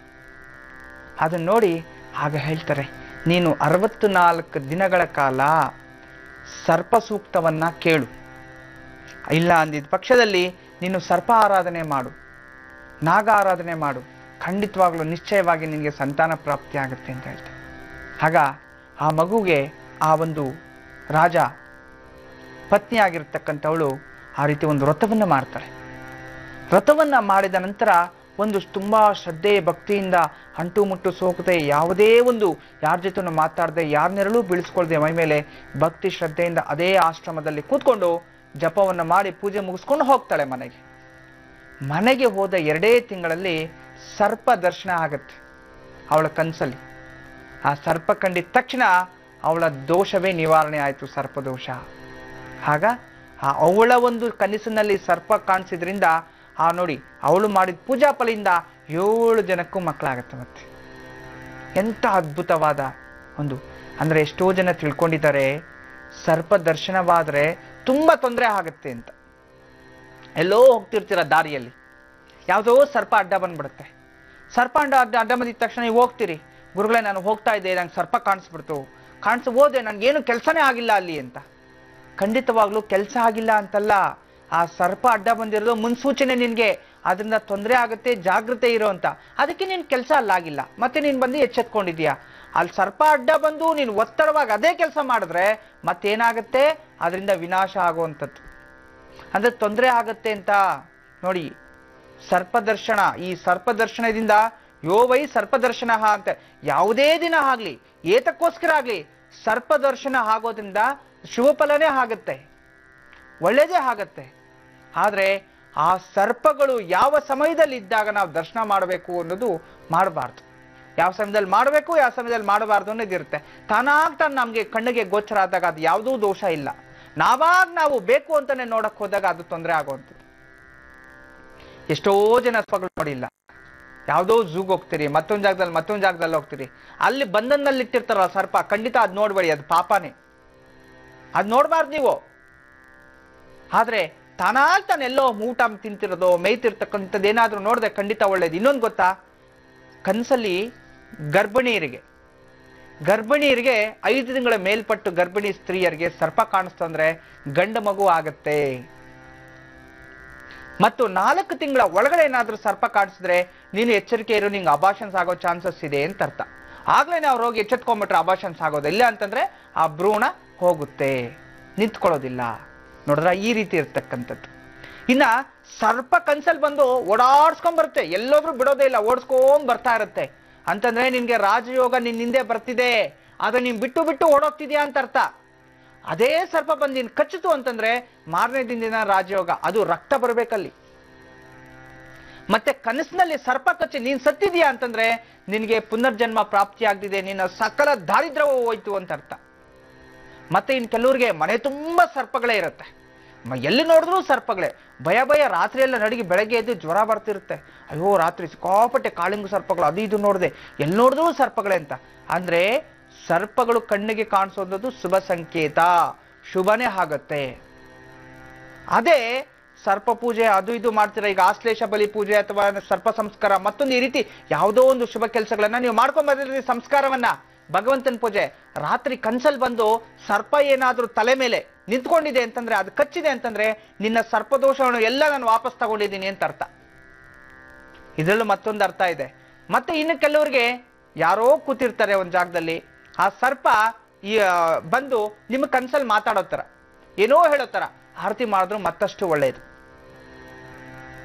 ಮತ್ತೆ ಪ್ರಹರ್ತ ಕಾಲದಲ್ಲಿ ಸರ್ಪ ಕಾಣಿಸ್ಕೊಂಡಾಗ, ಬೆಳಗಿನ ಜಾವ ನಿಮ್ಮ ಕನ್ಸಲ್ ಸರ್ಪ ಕಾಣಿಸ್ಕೊಂಡು ಅದೇನಾದ್ರೂ ನಿಮ್ಮನ್ನ ಇಟ್ಟಾಡಿಸ್ಕೊಂಡು ಅಥವಾ ಹಿಂದೆಯಿಂದ ಓಡಿಸ್ಕೊಂಡ್ಬರತಕ್ಕಂಥದ್ದು ಎಲ್ಲವೂ ಸಹ ಈ ರೀತಿ ಏನಾದ್ರೂ ಮಾಡಿದಾಗ ನಿಮಗೆ ಸರ್ಪದೋಷ ಉಂಟು ಅಂತ. ಬೆಳಗಿನ ಜಾವ ಅಂತಂದ್ರೆ ನೀವು 4 ಗಂಟೆಯಿಂದ 6 ಗಂಟೆ ಒಳಗಡೆ ಬಂದಾಗ, ಈ 4 ಗಂಟೆಯಿಂದ 12 ಗಂಟೆ ಮಧ್ಯದಲ್ಲಿ ಸರ್ಪ ಏನಾದ್ರೂ ಕಾಣಿಸ್ಕೊಂಡಿದೆ ಅಂತಂದ್ರೆ ನಿಮ್ಗೆ ಸರ್ಪದೋಷ ಹೋಗಿದೆ ಅಂತ. ರಾತ್ರಿ ಮಲಗಿದ ತಕ್ಷಣ ಸರ್ಪ ಕಾಣಿಸ್ತು ಅಂತಂದ್ರೆ ಇದೋ ನೀನ್ ತಪ್ಪು ಮಾಡಿದ್ಯಾ, ನನ್ಗೇನೋ ದ್ರೋಹ ಮಾಡಿದ್ಯಾ, ನನ್ಗೇನೋ ಅರ್ಕೆ ಇಟ್ಟಿದ್ಯಾ, ನೀನು ಕೊಡ್ತೀನಿ, ನಿಂಗೆ ತಗೋ ಕಷ್ಟ ಅಂತ ಮಾರನೇ ದಿನ ಬಂದ ಹಾಗೆ. ಅಂದ್ರೆ 4 ಯಾಮಗಳಿರುತ್ತೆ ಒಂದು ದಿನಕ್ಕೆ, 8 ಯಾಮಗಳು, 4 ಜಾವಗಳು, 8 ಯಾಮಗಳು ಒಂದು ದಿನಕ್ಕೆ. ಆ ಒಂದು ರಾತ್ರಿಯಲ್ಲಿ ಜಾವ, ಒಂದೊಂದು ಜಾವಕ್ಕೂ ಸಹ ಒಂದೊಂದು ಅರ್ಥ ಇದೆ, ಅದನ್ನು ಸಹ ಮುಂದೆ ತಿಳಿಸ್ತೀನಿ. ಕನಸಿನಲ್ಲಿ ಸರ್ಪಗಳು ಕಂಡ್ರೆ ಅದು ಏನನ್ನ ಸೂಚಿಸುತ್ತೆ ಅನ್ನೋದನ್ನ ಗುರುಜಿ ಅವರು ತಿಳಿಸ್ಕೊಡ್ತಿದ್ರು. ಬನ್ನಿ ಇನ್ನಷ್ಟು ಮಾಹಿತಿಯನ್ನ ಈಗ ಕೇಳಿ ತಿಳಿಯೋಣ. ಗುರುಜಿ, ಕನಸಿನಲ್ಲಿ ಸರ್ಪ, ಎಷ್ಟೋ ಜನ ಭಯಭೀತರು. ಕನಸಲ್ಲಿ ಸರ್ಪ ಬಂದಿದ ತಕ್ಷಣ ಬೆಳಗ್ಗೆ ಅಯ್ಯೋ ರಾತ್ರಿ ಕನಸಲ್ಲಿ ಹಾವುಗಳು ಬಂದ್ಬಿಟ್ಟಿತ್ತು ಏನಾಗುತ್ತೆ ಅಂತ. ಖಂಡಿತನೇ ಆಗಲ್ಲ. ಸರ್ಪ ಅದು ಭಗವಂತ, ಸರ್ಪ ದೇವತೆಗೆ ಸಮ. ನಾನು ಇದೆಲ್ಲ ಕತೆ ಪುರಾಣ ಇತಿಹಾಸ ಎಲ್ಲವನ್ನ ಹೇಳಿದ್ದೀನಿ, ನಿಮ್ಗೆಲ್ಲ ಗೊತ್ತಿರುತ್ತೆ. ಅದ್ರ ಬಗ್ಗೆ ನಾನು ಜಾಸ್ತಿ ಮತ್ತಷ್ಟು ಹೇಳಿ ಅದ್ರ ಬಗ್ಗೆನೇ ಸಾರಾಂಶ ಕೊಡೋದು ಅಷ್ಟು ಪ್ರಶಸ್ತನೂ ಅಲ್ಲ, ಯಾಕಂದ್ರೆ ವಾರದ ಪೂರ್ತಿ ಅದನ್ನೇ ಹೇಳಿದ್ದೀನಿ. ಮತ್ತೆ ಇನ್ನು ಕೆಲವ್ರಿಗೆ ನಿಮ್ಮ ಒಂದು ಸಂಪ್ರದಾಯಗಳಲ್ಲಿ ಈ ನಾಗರ ಪಂಚಮಿ ದಿನಗಳಲ್ಲಿ ಇಂಥ ಸಮಯದಲ್ಲಿ ಹೋಗಿ ವರ್ಷಕ್ಕೊಂದ್ಸಲಿ ಪೂಜೆ ಮಾಡ್ಕೊಂಬರೋವಂಥದ್ದು, ಮತ್ತು ಅಣ್ಣ ತಮ್ಮಂದ್ರನ್ನೆಲ್ಲ ಒಟ್ಟುಗೂಡಿಸಿ ತನಿ ಎರಿಯೋದು ಅಂತ ಮಾಡ್ತೀವಿ. ಕುಟುಂಬ ಎಲ್ಲ ಅಲ್ಲಿ ಸೇರಿ ನಾಗ ಪೂಜೆಯನ್ನ ಮಾಡುವಂಥದ್ದು, ನಾಗಾಬನ ಮಾಡತಕ್ಕಂಥದ್ದು, ಅಂತ ಪೂಜೆಗಳು ವರ್ಷಕ್ಕೊಂದ್ಸಲಿ ತಮ್ಮ ಸಂಪ್ರದಾಯದಲ್ಲಿ ಮಾಡ್ಕೊಂಡ್ ಬಂದಿರ್ತಾರೆ. ಅದೇನಾದ್ರೂ ನಿಲ್ಲಿಸ್ಬಿಟ್ರೆ ಮನೆ ಹತ್ರನೇ ಹಾವು ಕಾಣಿಸ್ಕೊಳುತ್ತೆ. ಅದು ಕಾಣಿಸ್ಕೊಳ್ಳುತ್ತೆ ಮನೆ ಹತ್ರ ಬಂದು. ಆಗ ಅದನ್ನ ಮಾಡಿದ ತಕ್ಷಣ ಆ ಹಾವು ಕಾಣಿಸೋದೇ ಇಲ್ಲ. ಮತ್ತೆ ಇನ್ನು ಕೆಲವರು ಸಂಪ್ರದಾಯದಲ್ಲಿ ನಾಗರ ಪಂಚಮಿ ದಿನ ಮನೆಯಲ್ಲಿ ದೇವರ ಪಕ್ಕದಲ್ಲಿ ಈ ಸರ್ಪಗಳ ಚಿತ್ರಗಳನ್ನ ಬರೆದು ಪೂಜೆ ಮಾಡ್ತಾರೆ. ಅದು ಪೂಜೆ ಮಾಡದೆ ಹೋದ್ರು ಚೇಳು, ಹುಳಗಳು, ಹಾವುಗಳು, ಸರ್ಪಗಳೆಲ್ಲ ಮನೆ ಒಳಗಡೆ ಬಂದ್ಬಿಡ್ತಾವೆ. ಅವಾಗ ಹಿರಿಯರು ಹೇಳ್ತಾರೆ, ಈ ಸರಿ ಪಂಚಮಿ ದಿನ ಅಥವಾ ಹಬ್ಬದ ದಿನ ದಸರಾ ಟೈಮಲ್ಲಿ ನಾವು ಈ ಒಂದು ತನಿಯರೋ ಪೂಜೆ ಮಾಡಿಲ್ಲ, ಅದಕ್ಕೆ ಹೀಗಾಗಿದೆ ಅಂತ. ಹೌದು, ಸತ್ಯವೇ. ಅಂತಂದ್ರೆ ಮನೆಯಲ್ಲಿ ಒಂದು ಸರ್ಪ ಚಿತ್ರವನ್ನ ರಚನೆ ಮಾಡಿದ್ರು ಸಹ ಆ ಚಿತ್ರದ ರಂಗ, ಆ ಚಿತ್ರ ಯಾವ ರೀತಿ ಆ ರೀತಿ ಕೂಡ ತರಂಗಗಳು ಸೃಷ್ಟಿಯಾಗತ್ತೆ. ಆ ತರಂಗಗಳಲ್ಲಿರ್ತಾವ, ಯಾವುದು ಹತ್ರ ಬರೋದಿಲ್ಲ. ಅದಕ್ಕೂ ಮಂತ್ರಗಳು ಕೂಡ ಇರತಕ್ಕಂಥದ್ದು. ಆದ್ರಿಂದ ಆ ಒಂದು ಸರ್ಪವನ್ನ ಈಗ ಎಲ್ಲೋ ಮನೇಲಿ ಬಂದು ಸೇರ್ಕೊಂಡ್ಬಿಟ್ಟಿದೆ. ಸರ್ಪ ಯಾಕೆ ಮನೇಲಿ ಸೇರ್ಕೊಂಡಿದೆ? ತಾನಾಂತ ಬಂದು ಸೇರ್ಕೊಂಡು ಹೋಗ್ತಿದ್ರೆ ನೀವೇನು ಅವಶ್ಯಕತೆ ಮಾಡೋಂಗಿಲ್ಲ. ಬೇಕಾದ್ರೆ ನಾನು ಒಂದಿನ ತೋರಿಸ್ತೀನಿ, ನೀವ್ ಯಾಕೆ ಓಡಿಸ್ತೀರಿ? ಸರ್ಪ ಯಾವತ್ತು ಯಾರನ್ನೂ ಕಚ್ಚೋದಿಲ್ಲ, ಸಾಧ್ಯವೇ ಇಲ್ಲ. ಅದಕ್ಕೆ ನೋವಾದ್ರೇನೆ ಕಚ್ಚೋದು, ಅದಕ್ಕೆ ನೋವಾದ್ರೇನೆ ಕಚ್ಚೋದು. ನಿಮ್ ಮಗುನ, ಸಣ್ಣ ಮಗು ಆಟ ಆಡ್ತಾ ಇರುತ್ತೆ, ಗಿಂಡು ಬಿಡಿ ಅದಕ್ಕೆ ಅಂತ ಕಿರ್ಚ್ಬಿಡುತ್ತೆ, ಅದು ಕಚ್ಚಕ್ಕಾಗಲ್ಲ ಅದಕ್ಕೆ. ಅದೇ ರೀತಿ ಒಂದು ಸರ್ಪ ಕೂಡ ನಾವೇನಾದ್ರೂ ಅದನ್ನ ನಾವು ಮುಟ್ಕೊಂಡ್ರೆ, ಈಗ ತಾವು ನೋಡಿರ್ತೀರಿ ಈ ಕೆಲವ್ರ ಕೈಯಲ್ಲಿ ಸರ್ಪಗಳು ಇಟ್ಟಿರೋ ಅಂತೆಲ್ಲ ನೋಡಿರ್ತೀರಿ. ಆ ಸರ್ಪವನ್ನು ಈಸಿಯಾಗಿ ಅದಕ್ಕೆ ಸ್ಪರ್ಶ ಆಗಿದೆಯೋ ಇಲ್ವೋ ಅನ್ಕೋಬೇಕು. ಈ ರೀತಿ ಹಿಡ್ಕೊಂಡ್ರೆ ಅದು ಏನು ಮಾಡೋದು, ಆಟ ಆಡ್ಕೊಂಡಿರುತ್ತೆ. ಜೋರಾಗಿ ಈಚಕದ್ವಿ ಅಂದ್ರೆ ಹಂಗೆ ಬಂದು ಕಚ್ಚಿಬಿಡುತ್ತೆ. ಅದೇ ರೀತಿ ಹಳೆ ಕಾಲದಲ್ಲಿ ಮನೆಗಳ ಹತ್ರ ಸರ್ಪಗಳು ಬಂದ್ಬಿಡ್ತು ಅಂತಂದ್ರೆ ಮರಳಿರುತ್ತಲ್ಲ, ಯಾರು ತುಳಿದೇ ಇರತಕ್ಕಂಥ ಮರಳು ತಂದು ಅದಕ್ಕೆ ಮಂತ್ರ ಇರ್ತು, ಸರ್ಪ ಸೂಕ್ತದಲ್ಲೇ ಮಂತ್ರ. ಅದು ಕೂಡ ಆ ಮಂತ್ರವನ್ನ ಮಂತ್ರಿಸಿ ಚೆಲ್ಬಿಟ್ರೆ ಆ ಹತ್ರನೇ ಸುಳಿತಾ ಇರ್ಲಿಲ್ಲ. ಅಂತ ಅದ್ಭುತವಾದ ಮಂತ್ರ. ಆ ಮಂತ್ರ ಒಂದಿನ ನಾನು ಹೇಳ್ಕೊಡ್ತೀನಿ. ಆ ಮಂತ್ರವನ್ನು ನೀವೇನಾದ್ರೂ ಡೈಲಿ ಪಾರಾಯಣ ಮಾಡ್ತಿದ್ರೆ ನಿಮ್ಗೆ ಸರ್ಪ ಕಣ್ಣಿಗೆ ಕಾಣಿಸೋದಿಲ್ಲ. ಅಂದ್ರೆ ಜಪ ಸಿದ್ಧಿ ಮಾಡ್ಕೋಬೇಕು ಫಸ್ಟ್. ಅಂಥದ್ದೆಲ್ಲ ಇರ್ತಕ್ಕಂಥದ್ದು ಮಂತ್ರಕ್ಕೆ ಅಷ್ಟು ಶಕ್ತಿ ಇರ್ತಕ್ಕಂಥದ್ದು. ಇನ್ನು ಕೆಲವರಿಗೆ ಏನಾಗುತ್ತೆ, ಈ ಪೊರೆಗಳ ವಿಚಾರ. ಮನೆಯಲ್ಲಿ ಯಾವುದೋ ಒಂದು ಪೊರೆ ಬಂದ್ಬಿಡುತ್ತೆ. ಆ ಪೊರೆ ಬಂದಿದ ತಕ್ಷಣ ಏನಾಗುತ್ತೆ, ಮನೆಯಲ್ಲಿ ಒಂದು ಹಾವು ಬಂದು ಪೊರೆ ಬಿಟ್ಟು ಆಚೆಗೆ ಹೋಗಿರುತ್ತೆ. ಅದನ್ನ ನೋಡ್ತೀರಿ, ಯಾಕೋ ಹಿಂಗ್ ಭಯಭೀತರಾಗೋದು. ಅಂಥದ್ದೇನೂ ಇಲ್ಲ. ಸರ್ಪ ಪ್ರವೇಶ ಒಳ್ಳೇದೆ. ಆದ್ರೆ ಕೆಲವ್ರಿಗೆ ನಾಗನ ಹರಕೆಗಳು ಅಂತ ಇರುತ್ತೆ, ಸರ್ಪದ ಹರಕೆಗಳು. ಆ ಸರ್ಪದ ಹರಕೆಗಳಿದ್ದಾಗ ಅದು ಕಾಣಿಸ್ತಾ ಇರುತ್ತೆ. ನಾವು ಹೋಗಿ ತೀರಿಸ್ತಾ ಇದ್ರೆ ಅದು ಯಾವುದು ಬರಲ್ಲ. ಇನ್ನೊಂದು ಕೆಲವ್ರು ಏನ್ ಮಾಡ್ತಾರೆ, 2 ಸರ್ಪ ಇರುತ್ತೆ. ಅದ್ರಲ್ಲಿ ಒಂದು ಸರ್ಪ ಗೊತ್ತಿದ್ದೋ ಏನೋ ನಿಮ್ಮ ವಂಶದಿಂದ ತೊಂದರೆ ಆಗ್ಬಿಟ್ಟಿರುತ್ತೆ. ಆದ್ರೆ ಒಂದು ಸರ್ಪ ಕಾಯ್ತಾ ಇರುತ್ತೆ ಯಾವಾಗ್ಲೂ. ಅದು ಕಾಣಿಸ್ದಾಗೆಲ್ಲ ನೀವು ಎದ್ಕೊಂಡು ಓಡಾಗ್ತಾ ಇರ್ಬೇಕು. ಅವಾಗ ನೀವು ಹೇಳ್ತೀರಾ, ನಾನು ಎಲ್ಲೋದ್ರೂ ಸರ್ಪ ಕಾಣಿಸುತ್ತೆ, ಎಲ್ಲೋದ್ರೂ ಸರ್ಪ ಮನೇನೇ ಹಿಂದೆ ಬರುತ್ತೆ ಅಂತಂದ್ರೆ ನೀವಿನ್ನೂ ಆ ಸರ್ಪಕ್ಕೆ ಸಂಸ್ಕಾರ ಮಾಡಿಲ್ಲ. ಆ ಒಂದು ಸರ್ಪಕ್ಕೂ ಒಂದು ಜೀವಾತ್ಮ ಅನ್ನೋದಿರುತ್ತೆ, ಅದಕ್ಕಿನ್ನೂ ಮೋಕ್ಷ ಸಿಕ್ಕಿಲ್ಲ. ಆದ್ರಿಂದ ಅದು ಬಂದು ನಿಮ್ಮನ್ನ ಕಚ್ಚಕ್ ಬರ್ತಿಲ್ಲ, ಅದು ನಿಮ್ಮ ಹತ್ರ ಬೇಡ್ಕೊಂತಿದೆ, ಲೋ ಪಾಪಿ ಹೆಂಗೋ ಅದನ್ನ ಒಡೆದು ನೀನೇನೋ ಮಾಡ್ಬಿಟ್ಟಿದ್ಯಾ ನನ್ನ ಸಂಗಾತಿಯನ್ನ, ಅದಕ್ಕೆ ಬಂದು ಒಂದು ಸಂಸ್ಕಾರ ಆದ್ರೂ ಮಾಡಿ ಮೋಕ್ಷ ಕೊಡೋ, ಇಲ್ಲ ಅಂತ ನೀನ್ ವಂಶ ನಿರ್ವಂಶ ಆಗ್ಬಿಡುತ್ತೆ ಅಂತೇಳಿ ಡೈಲಿ ಬಂದು ನಿಮ್ಮನ್ನ ಕಾಣಿಸ್ಕೊಳ್ಳೋದು. ಅದನ್ನ ನೀವು ತಿಳ್ಕೊಂಡು ಹೋಗಿ ಸರ್ಪ ಸಂಸ್ಕಾರ ಇಂಥದ್ದೇನಾದ್ರೂ ಮಾಡಿಸಿದ್ರೆ ಖಂಡಿತವಾಗ್ಲೂ ಆ ಒಂದು ಯಾವುದೇ ತರ ಸಮಸ್ಯೆಗಳು ಬರೋದಿಲ್ಲ. ನನ್ನ ಜೀವನದಲ್ಲಿ ಎಕ್ಸ್ಪೀರಿಯನ್ಸ್ ಆಗಿರೋತಕ್ಕ ನಮ್ಮೂರಲ್ಲೇ ಒಂದು ಹೊಲ, ಒಬ್ಬ ರೈತ, ಆ ರೈತ ಹೊಲದಲ್ಲಿ ಮಾಡ್ತಾ ಇದ್ದ ಕೆಲಸ ಒಂದು ಹುತ್ತಾ ಇತ್ತು. ಅಣ್ಣ ತಮ್ಮಂದ್ರ ಜಗಳ ಆಯ್ತು. ಅವಾಗ ಇವನ್ ಭಾಗಕ್ಕೆ ಹುತ್ತಾ ಇರೋದು ಬಂತು. ಇವ್ನು ಇರೋದೇ ಅದು ಬಿಟ್ಬಿಟ್ಟಿದ್ರು ಅದನ್ನ. ಅಯ್ಯೋ ಇನ್ನಿಷ್ಟಗಳ ಜಾಗ ವೇಸ್ಟ್ ಆಗುತ್ತಲ್ಲ ಅಂತ ಹೇಳಿ ಆ ಹುತ್ತನ್ನು ಒಡೆದು ಬಿಟ್ಟ. ಆ ಒಳಗಡೆ ಸರ್ಪ ಆಯ್ತು, ಆಚೆಗೆ ಬಂತು. ಆಚೆಗೆ ಬಂದಿದ ತಕ್ಷಣ ಕೈಲಿರೋ ಕೋಲ್ ತಗೊಂಡು ಒಡೆದೇ ಬಿಟ್ಟ. ಅವನು ಸಾಯಿಸಿ ಎತ್ತಿ ಬಿಸಾಕಿ ಅವನ ಪಾಡ್ಗೆ ಅವ್ನು ಇದ್ ಮಾಡ್ಕೊಂಡ. ಸಾಯಂಕಾಲ ಮನೆಗೆ ಬರೋಷ್ಟು ಅವ್ನ ಕಣ್ ಕಾಣಿಸಿಲ್ಲ. ಕಣ್ಣೆರಡು ಏನ್ ಹಾಸ್ಪಿಟ್ಲ್ಗೆ ಹೋದ್ರು ಏನ್ ಮಾಡಿದ್ರು ಅವ್ನ ಕಣ್ಣು ಇಲ್ವೇ ಇರ್ಲಿಲ್ಲ, ಕಣ್ಣೇ ಕಾಣಿಸಿಲ್ಲ. ಮತ್ತೆ ಯಾರೋ ಒಂದು ನಮ್ಮ ತಾತನ ಹತ್ರ ಬಂದು ಕೇಳಿದ್ರಂತವ್ರು, ಆಗ ಕೇಳಿದಾಗ ಏನಿದು ಸಮಸ್ಯೆ ಏನಾಗಿದೆ ಅಂತ ಕೇಳಿದಾಗ ಇದಕ್ಕೆ ನೀನು ಸರ್ಪ ಸಂಸ್ಕಾರ ಹೊಡೆದಿದ್ಯಾ, ಅದಕ್ಕೆ ಈ ರೀತಿ ಆಗಿದೆ, ಇದಕ್ಕೆ ಸರ್ಪ ಸಂಸ್ಕಾರ ಮಾಡಬೇಕು ಅಂತ ಹೋಗಿ ಅಲ್ಲಿರ್ತಕ್ಕಂಥ ಸರ್ಪ ಸತ್ತೋಗಿತ್ತಲ್ವಾ, ಆ ಸರ್ಪವನ್ನು ಮತ್ತೆ ಹುಡುಕಿ ಆಚೆಗೆ ತೆಗೆದು ಅದಕ್ಕೆ ಸಾಕ್ಷಾತ್ ಸರ್ಪ ಸಂಸ್ಕಾರವನ್ನು ಮಾಡಿದ್ರು. ಅದಾದ ನಂತರ 24 ಗಂಟೆಯಲ್ಲಿ ಇವನ್ ಕಣ್ಣು ಕಾಣಿಸ್ಕೊಳ್ತು. ಇಂಥದ್ದು ನಡೆದಿರುವಂತ ಪ್ರಸಂಗಗಳಿದೆ. ಇದೆಲ್ಲವೂ ಸತ್ಯವೇ, ನಾವು ಜೀವನದಲ್ಲಿ ತಿಳ್ಕೋಬೇಕಷ್ಟೇ ಯಾವುದು ಸತ್ಯ, ಯಾವುದು ಮಿಥ್ಯ, ಯಾವುದು ನಾವು ಪಾಲನೆ ಮಾಡಬೇಕು ಅನ್ನೋದು. ಮತ್ತೆ ಎಷ್ಟೋ ಜನ ಸರ್ಪಕ್ಕೆ ಹಾಲು ಹಾಕ್ತಿವಿ, ಪೂಜೆ ಮಾಡ್ತೀವಿ, ಅದು ಒಂದು ವೈಜ್ಞಾನಿಕ, ಹಾಲು ಕುಡಿಯೋದಿಲ್ಲ ಅಂತ ಹೇಳ್ತಾರೆ. ಫಿಲಮ್ ಅಲ್ಲಿ ಮಾತ್ರ ಹಾಲು ಹಿಂಗ ಅದರೋಬಿಟ್ಟಿಗೆ ಕಮ್ಮಿ ಆಗ್ಬಿಡುತ್ತೆ, ಆ ರೀತಿ ತೋರಿಸ್ಬಿಡ್ತಾರಲ್ಲ. ನೀವು ಅದನ್ನೇ ನೋಡಿದ್ರಿ, ಆದ್ರೆ ಹಾಲು ಕುಡಿಯೋದು ನೀವು ಯಾವತ್ತೂ ನೋಡಿಲ್ಲ. ಹಾಲು ಕುಡಿಯುತ್ತೋ ಇಲ್ವೋ ಗೊತ್ತಿಲ್ಲ. ಅಂತಂದ್ರೆ ನಾವು ನಾಗರ ಕಲ್ಲಿಗೆ, ಆ ನಾಗದೇವತೆಗಳಿಗೆ ಹಾಲು ಹಾಕಾಕ್ತಿವಿ ಅಂತಂದ್ರೆ ಆಗಮ ಶಾಸ್ತ್ರದಲ್ಲಿ, ಆಗಮ ಅನ್ನೋದು ಒಂದು ವಿಜ್ಞಾನ, ಒಂದು ಥಿಯರಿ. ಅದನ್ನ ಕಲ್ಲುಗಳು ಬಿಸಿಲಲ್ಲಿ ಒಣಗಿರುತ್ತೆ, ಎಲ್ಲ ಇದಾಗಿರುತ್ತೆ, ಆ ಕಲ್ಲಿಗೆ ಆಯುಷ್ ವೃದ್ಧಿ ಆಗ್ಲಿ ಅನ್ನೋ ದೃಷ್ಟಿಯಿಂದ ಹಾಲನ್ನ ಹಾಕಿ ಅದನ್ನ ಇಡ್ತಕ್ಕಂಥದ್ದು, ಪವಿತ್ರಗೊಳಿಸುವಂಥದ್ದು. ಹಾಗಂತೇಳಿ ಸರ್ಪಕ್ಕೆ ಹೋಗಿ ಆ ಹುತ್ತಲ್ಲೆಲ್ಲ ಹಾಲು ಹಾಕಿ ಹುತ್ತನ್ನ ಮಲಿನ ಮಾಡೋದು, ಗಲೀಜ್ ಮಾಡೋದು, ಇಂಥದ್ದೆಲ್ಲ ಮಾಡಬಾರ್ದು. ಇನ್ನು ಕೆಲವು ಹುತ್ತುಗಳಲ್ಲಿ ಜೇನು ಇಟ್ಟಿರುತ್ತೆ, ನಿಮ್ಗೆ ಗೊತ್ತಿದೆಯಲ್ವೋ, ಹುತ್ತು ಜೇನು ಅಂತಾನೆ ಹೇಳ್ತೀವಿ. ಹುತ್ತು ಒಳಗಡೆ ಜೇನು ಇಟ್ಟಿರುತ್ತೆ, ಅದ್ರಲ್ಲಿ ಕಂಪಲ್ಸರಿ ಗೋಧಿ ಬಣ್ಣದ ಹಾವು ಇದ್ದೇ ಇರುತ್ತೆ, ಅದರಲ್ಲಿ ಕನ್ಫರ್ಮ್.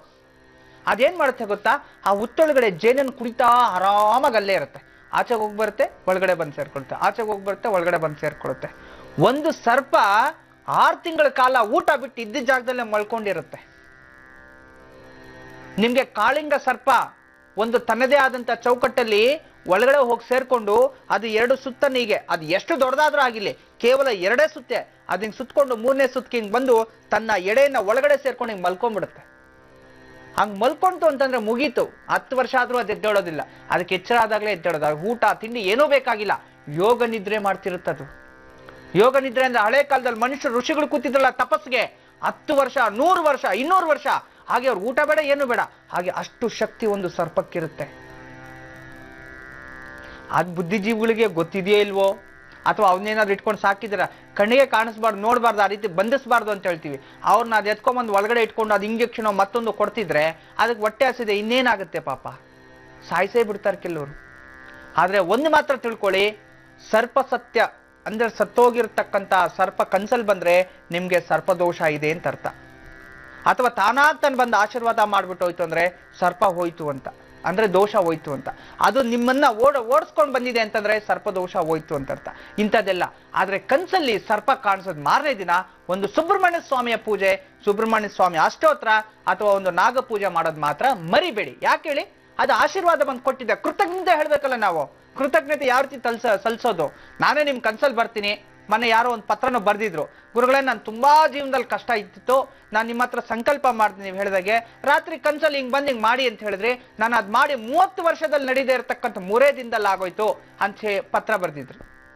ಕೃತಜ್ಞತೆ ಸಲ್ಲಿಸ್ಬೇಕು ಅಂತಂದ್ರೆ ನೆನೆದವ್ರೆ ಸ್ಮರಣೆ ಅಷ್ಟೇ. ಭಗವಂತನಿಗೂ ಕೃತಜ್ಞತೆ ಸಲ್ಲಿಸ್ಬೇಕು ಅಂದ್ರೆ ಯಥಾಶಕ್ತಿ ಪೂಜೆ ಪುನಸ್ಕಾರ. ಅಂದ್ರೆ ಯಾವ್ದಿಗೇ ಆಗ್ಲಿ, ರಾತ್ರಿ ಕನ್ಸಲ್ಲಿ ಒಂದು ಸರ್ಪನಾದ್ ಬಂತು ಅಂತಂದ್ರೆ ಮಾರನೇ ದಿನ ನೀವು ಸರ್ಪ ಪೂಜೆ ಅಥವಾ ಸುಬ್ರಹ್ಮಣ್ಯ ಸ್ವಾಮಿ ಪೂಜೆ ಮಾಡ್ಕೊಂಬನ್ನಿ, ಖಂಡಿತ ಒಳ್ಳೇದೇ ಆಗುತ್ತೆ. ಅದರಿಂದ ಯಾರು ಸರ್ಪದ ಬಗ್ಗೆ ಭಯ ಪಡೋದು ಬೇಡ. ಇನ್ನು ಮುಂದಿನ ದಿನಗಳಲ್ಲಿ ಕಾಳ ಸರ್ಪ ಯೋಗ ಯಾರ್ಯಾರಿಗಿರುತ್ತೆ, ನಾಗಮಣಿ ಅಂದ್ರೆ ಏನು, ಅದು ಹೆಂಗುಟ್ಟುತ್ತೆ, ನಾಗಮಣಿ ಮನೇಲಿ ಬಂದ್ರೆ ಏನು, ಅಥವಾ ಕನ್ಸಲ್ ರೋಡಲ್ಲಿ ಎಲ್ಲಾದ್ರೂ ಹೋಗ್ತಿದ್ರೆ ನಾಗಮಣಿ ಬೆಳಕು ಕಾಣಿಸುತ್ತೆ, ಅದು ಕಾಣಿಸಿದ್ರೆ ಎಂತ ರಾಜಯೋಗ ಸಿಗುತ್ತೆ, ಅದನ್ನು ತಿಳಿಸ್ಕೊಡ್ತೀನಿ. ಈಗ ಗುರುಜಿ ಹಾಗೂ ಅವರ ಶಿಷ್ಯ ವೃಂದದವರಿಂದ ಸರ್ಪ ಸೂಕ್ತದ ಮಹಿಮೆಯನ್ನ ತಿಳ್ಕೊಳ್ಳೋಣ. ಸರ್ಪ ಸೂಕ್ತದ ಮಂತ್ರದ ಒಂದು ಉಪದೇಶವನ್ನ ಕೂಡ ಕೇಳಿ ಪಡೆಯುವಂತಹ ಸಮಯ. ಗುರುಜಿ, ಇದು ಸರ್ಪ ಸೂಕ್ತ. ಸರ್ಪ ಸೂಕ್ತ ಎಲ್ಲಿದೆ, ಯಾವ ಸಂಹಿತೆಯಲ್ಲಿದೆ? ಸರ್ಪ ಸೂಕ್ತ ವೇದದಲ್ಲಿ ಎಲ್ಲಿ ಬರುತ್ತೆ? ಉದಕ ಶಾಂತಿ ಎಂಬ ಒಂದು ಪ್ರಯೋಗದಲ್ಲಿ ಈ ಸರ್ಪ ಸೂಕ್ತ ಇರತಕ್ಕಂಥದ್ದು. ಈ ಸರ್ಪ ಸೂಕ್ತದ ನಿತ್ಯ ಪಾರಾಯಣದಿಂದ, ಪ್ರತಿನಿತ್ಯ ಸರ್ಪ ಸೂಕ್ತವನ್ನು ಕೇಳೋದ್ರಿಂದ ತಮಗೆ ಕೆಲವ್ರಿಗೆ ಕಿವಿಯಲ್ಲಿ ಈ ಕಿವಿ ಸೋರುದು ಅಂತ ಹೇಳ್ತೀವಿ, ಪಸ್, ಕಿವಿಯಲ್ಲಿ ಸಣ್ಣ ಮಕ್ಕಳಿಗೆ ಕೆಲವ್ರಿಗೆ ಸೋರ್ತಾ ಇರ್ತಕ್ಕಂಥದ್ದು. ಇನ್ನು ಕೆಲವ್ರಿಗೆ ಈ ಕಿವಿ ರಿಲೇಟೆಡ್ ಈ ಶ್ರವಣಗಳನ್ನು ಹಾಕೊಂಡಿರ್ತಾರೆ, ಅಂತಂದ್ರೆ ಕಿವಿ ಕೇಳಿಸೋದಿಲ್ಲ ಅನ್ನೋ ದೃಷ್ಟಿಯಿಂದ ಅಂಥವ್ರು. ಮತ್ತು ಚರ್ಮದ ವ್ಯಾಧಿ ಇರ್ತಕ್ಕಂಥವ್ರು, ಚರ್ಮದ ಯಾವುದೇ ಒಂದು ವ್ಯಾಧಿ, ಕೆಲವರಿಗೆ ತನ್ನು ರೋಗ ಅಂತ ಬರುತ್ತೆ, ವೈಟ್ ಪ್ಯಾಚಸ್ ಬಾಡಿ ಎಲ್ಲ ಆಗುವಂಥದ್ದು, ಅಂದರೆ ಸೋರಿಯಾಸಿಸ್ ಅಂತ ಹೇಳ್ತೀವಿ, ಅಂತ ಒಂದು ಅದಕ್ಕೆ ರಿಲೇಟೆಡ್ ಸಂಬಂಧಪಟ್ಟಿರ್ತಕ್ಕಂಥ ರೋಗಗಳು ಅದು ಕೂಡ ನಿವಾರಣೆ ಆಗುತ್ತೆ. ಇನ್ನ ಭ್ರೂಣ ಅಂತಂದ್ರೆ ಎಷ್ಟೋ ಜನ ಮಕ್ಕಳು ಹೆಣ್ಮಕ್ಳು ಏನಾಗುತ್ತೆ 3 ತಿಂಗಳು 2 ತಿಂಗಳಿಗೆಲ್ಲ ಗರ್ಭದ ದೋಷದಿಂದ, ರಾಹುಕೇತುಗಳ ದೋಷದಿಂದ, ಸರ್ಪಶಾಪದಿಂದ ಸಂತಾನ ಅನ್ನೋದೇ ಆಗ್ತಾನೇ ಇರೋದಿಲ್ಲ. ಅಂಥವ್ರು ಕೇಳೋದ್ರಿಂದನೂ ಸಹ ಸಂತಾನ ಪ್ರಾಪ್ತಿ ಆಗತ್ತೆ. ಇನ್ನ ಎಷ್ಟೋ ಜನಕ್ಕೆ ಶತ್ರುಗಳು ಗೊತ್ತಲ್ವಾ, ಶತ್ರುಗಳು ತಾವು ಯಾವುದಾದ್ರೂ ಈ ಒಂದು ದ್ವೇಷ ಅನ್ನೋದು ನಿಮ್ಮ ಮೇಲೆ ಸಾಧನೆ ಮಾಡಿ ನಿಮ್ಮನ್ನು ಏನಾದರೂ ತೊಂದರೆ ಮಾಡ್ತಿದ್ದಾರೆ ಅನ್ನೋದಾದ್ರೆ ಈ ಮನೆಯಲ್ಲಿ ಪ್ರತಿನಿತ್ಯ ಇನ್ನು ಕೇಳ್ತಾ ಇರಿ, ಖಂಡಿತವಾಗ್ಲೂ ಆ ಶತ್ರುಗಳು ನಿಮಗೆ ಬಂದು ಸರೆಂಡರ್ ಆಗ್ಬಿಡ್ತಾರೆ. ಇನ್ನ ಭಾರೀ ರೋಗಗಳು ಸರ್ಪಶಾಪದಿಂದ ಅಂತಂದ್ರೆ ನೋಡಿ, ಕಂಟಿನ್ಯೂಸ್ ಒಬ್ರು ತೀರ್ಕೊಂಡ ಮೇಲೆ ಮತ್ತೊಬ್ರು, ಇನ್ನೊಬ್ರು 6 ತಿಂಗಳು, ಇನ್ನೊಬ್ರು 6 ತಿಂಗಳು, ಎಲ್ಲೋ ತಾತ ಮುತ್ತಾತ ಯಾರೋ ಸರ್ಪದೋಷ ಮಾಡಿರ್ತಾರೆ. ಅಲ್ಲಿ ತನಕ ಅವ್ರು ಮಾಡತಕ್ಕಂಥ ಪುಣ್ಯದ ಪ್ರಾಪ್ತಿಯಿಂದ ಅಷ್ಟು ದಿನಗಳವರೆಗೂ ಕಾಪಾಡ್ಕೊಂಡ್ ಅವ್ರು ಮಾಡಿರೋ ಪುಣ್ಯ ಎಲ್ಲ ಖಾಲಿ ಆಗೋಯ್ತು. ಆಗ ಅವ್ರು ಮಾಡಿರೋ ಪಾಪ ಕೌಂಟ್ ಆಗುತ್ತಲ್ಲ, ಆ ಪಾಪದ ಸರದಿ ಸ್ಟಾರ್ಟ್ ಆಗಿದ ತಕ್ಷಣ ಅಷ್ಟೊಂದು ಅವ್ರು ಇರೋದಿಲ್ಲ, ಅವ್ರ ವಂಶಸ್ಥರು ಯಾರಾದ್ರೂ ಇರ್ತಾರೆ. ಅಂದ್ರೆ ಜನ್ಮಾಂತರವಾಗಿಯೂ ಸಹ ನಿಮಗೆ ತೊಂದರೆಗಳಾಗುತ್ತೆ ಅನ್ನೋ ದೃಷ್ಟಿ. ಅಂತ ಒಂದು ದೋಷಗಳು ಕೂಡ ನಿವಾರಣೆ ಆಗುವಂಥದ್ದು. ಅಂತ ಅದ್ಭುತವಾದ ಮಂತ್ರವನ್ನ ಈಗ ನಾವು ನಿಮ್ಗೆ ಕೇಳ್ಪಡಿಸ್ತೀವಿ. ಶ್ರದ್ಧಾ ಭಕ್ತಿಯಿಂದ ನಿಮ್ಗೆ ಅನುಕೂಲ ಆದ್ರೆ ನೀವು ಅದನ್ನ ರೆಕಾರ್ಡ್ ಮಾಡ್ಕೊಳ್ಳಿ, ಅಥವಾ ನೀವು ಮೊಬೈಲ್ ಆನ್ ಮಾಡಿ ಏನ್ ಮಾಡ್ತಾರೆ ಇಟ್ಕೊಳ್ಳಿ. ಅದನ್ನ ಒಂದಲ್ಲ ಒಂದಿನ ನಾವೇ CD ಸ್ವಂತವಾಗಿ ಮಾಡಿ ಉಚಿತವಾಗಿ ಹಂಚೋ ಒಂದು ಜೀ ವಾಹಿನಿಯವರೇ ಮಾಡ್ತಾರೆ, ಅದಿನ್ನೂ ನಿಧಾನಕ್ಕೆ. ಈಗ ಮೊದಲು ಈ ಒಂದು ವೇದ ಪಾರಾಯಣ, ಮೊದಲಿಗೆ ಗುರು ಪ್ರಾರ್ಥನೆ.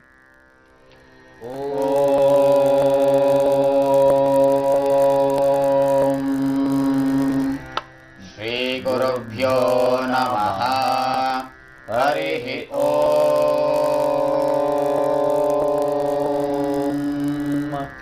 ಗಣಾನಾಂ ತ್ವಾ ಗಣಪತಿಗಂ ಹವಾಮಹೇ ಕವಿಂ ಕವೀನಾಮುಪಮಶ್ರವಸ್ತಮಂ. ಜ್ಯೇಷ್ಠರಾಜಂ ಬ್ರಹ್ಮಣಾಂ ಬ್ರಹ್ಮಣಸ್ಪತ ನಃ ಶೃಣ್ವನ್ನೋತಿಭಿಃ ಸೇದಸಾದನಂ. ಮಹಾಗಣಪತಯೇ ನಮಃ.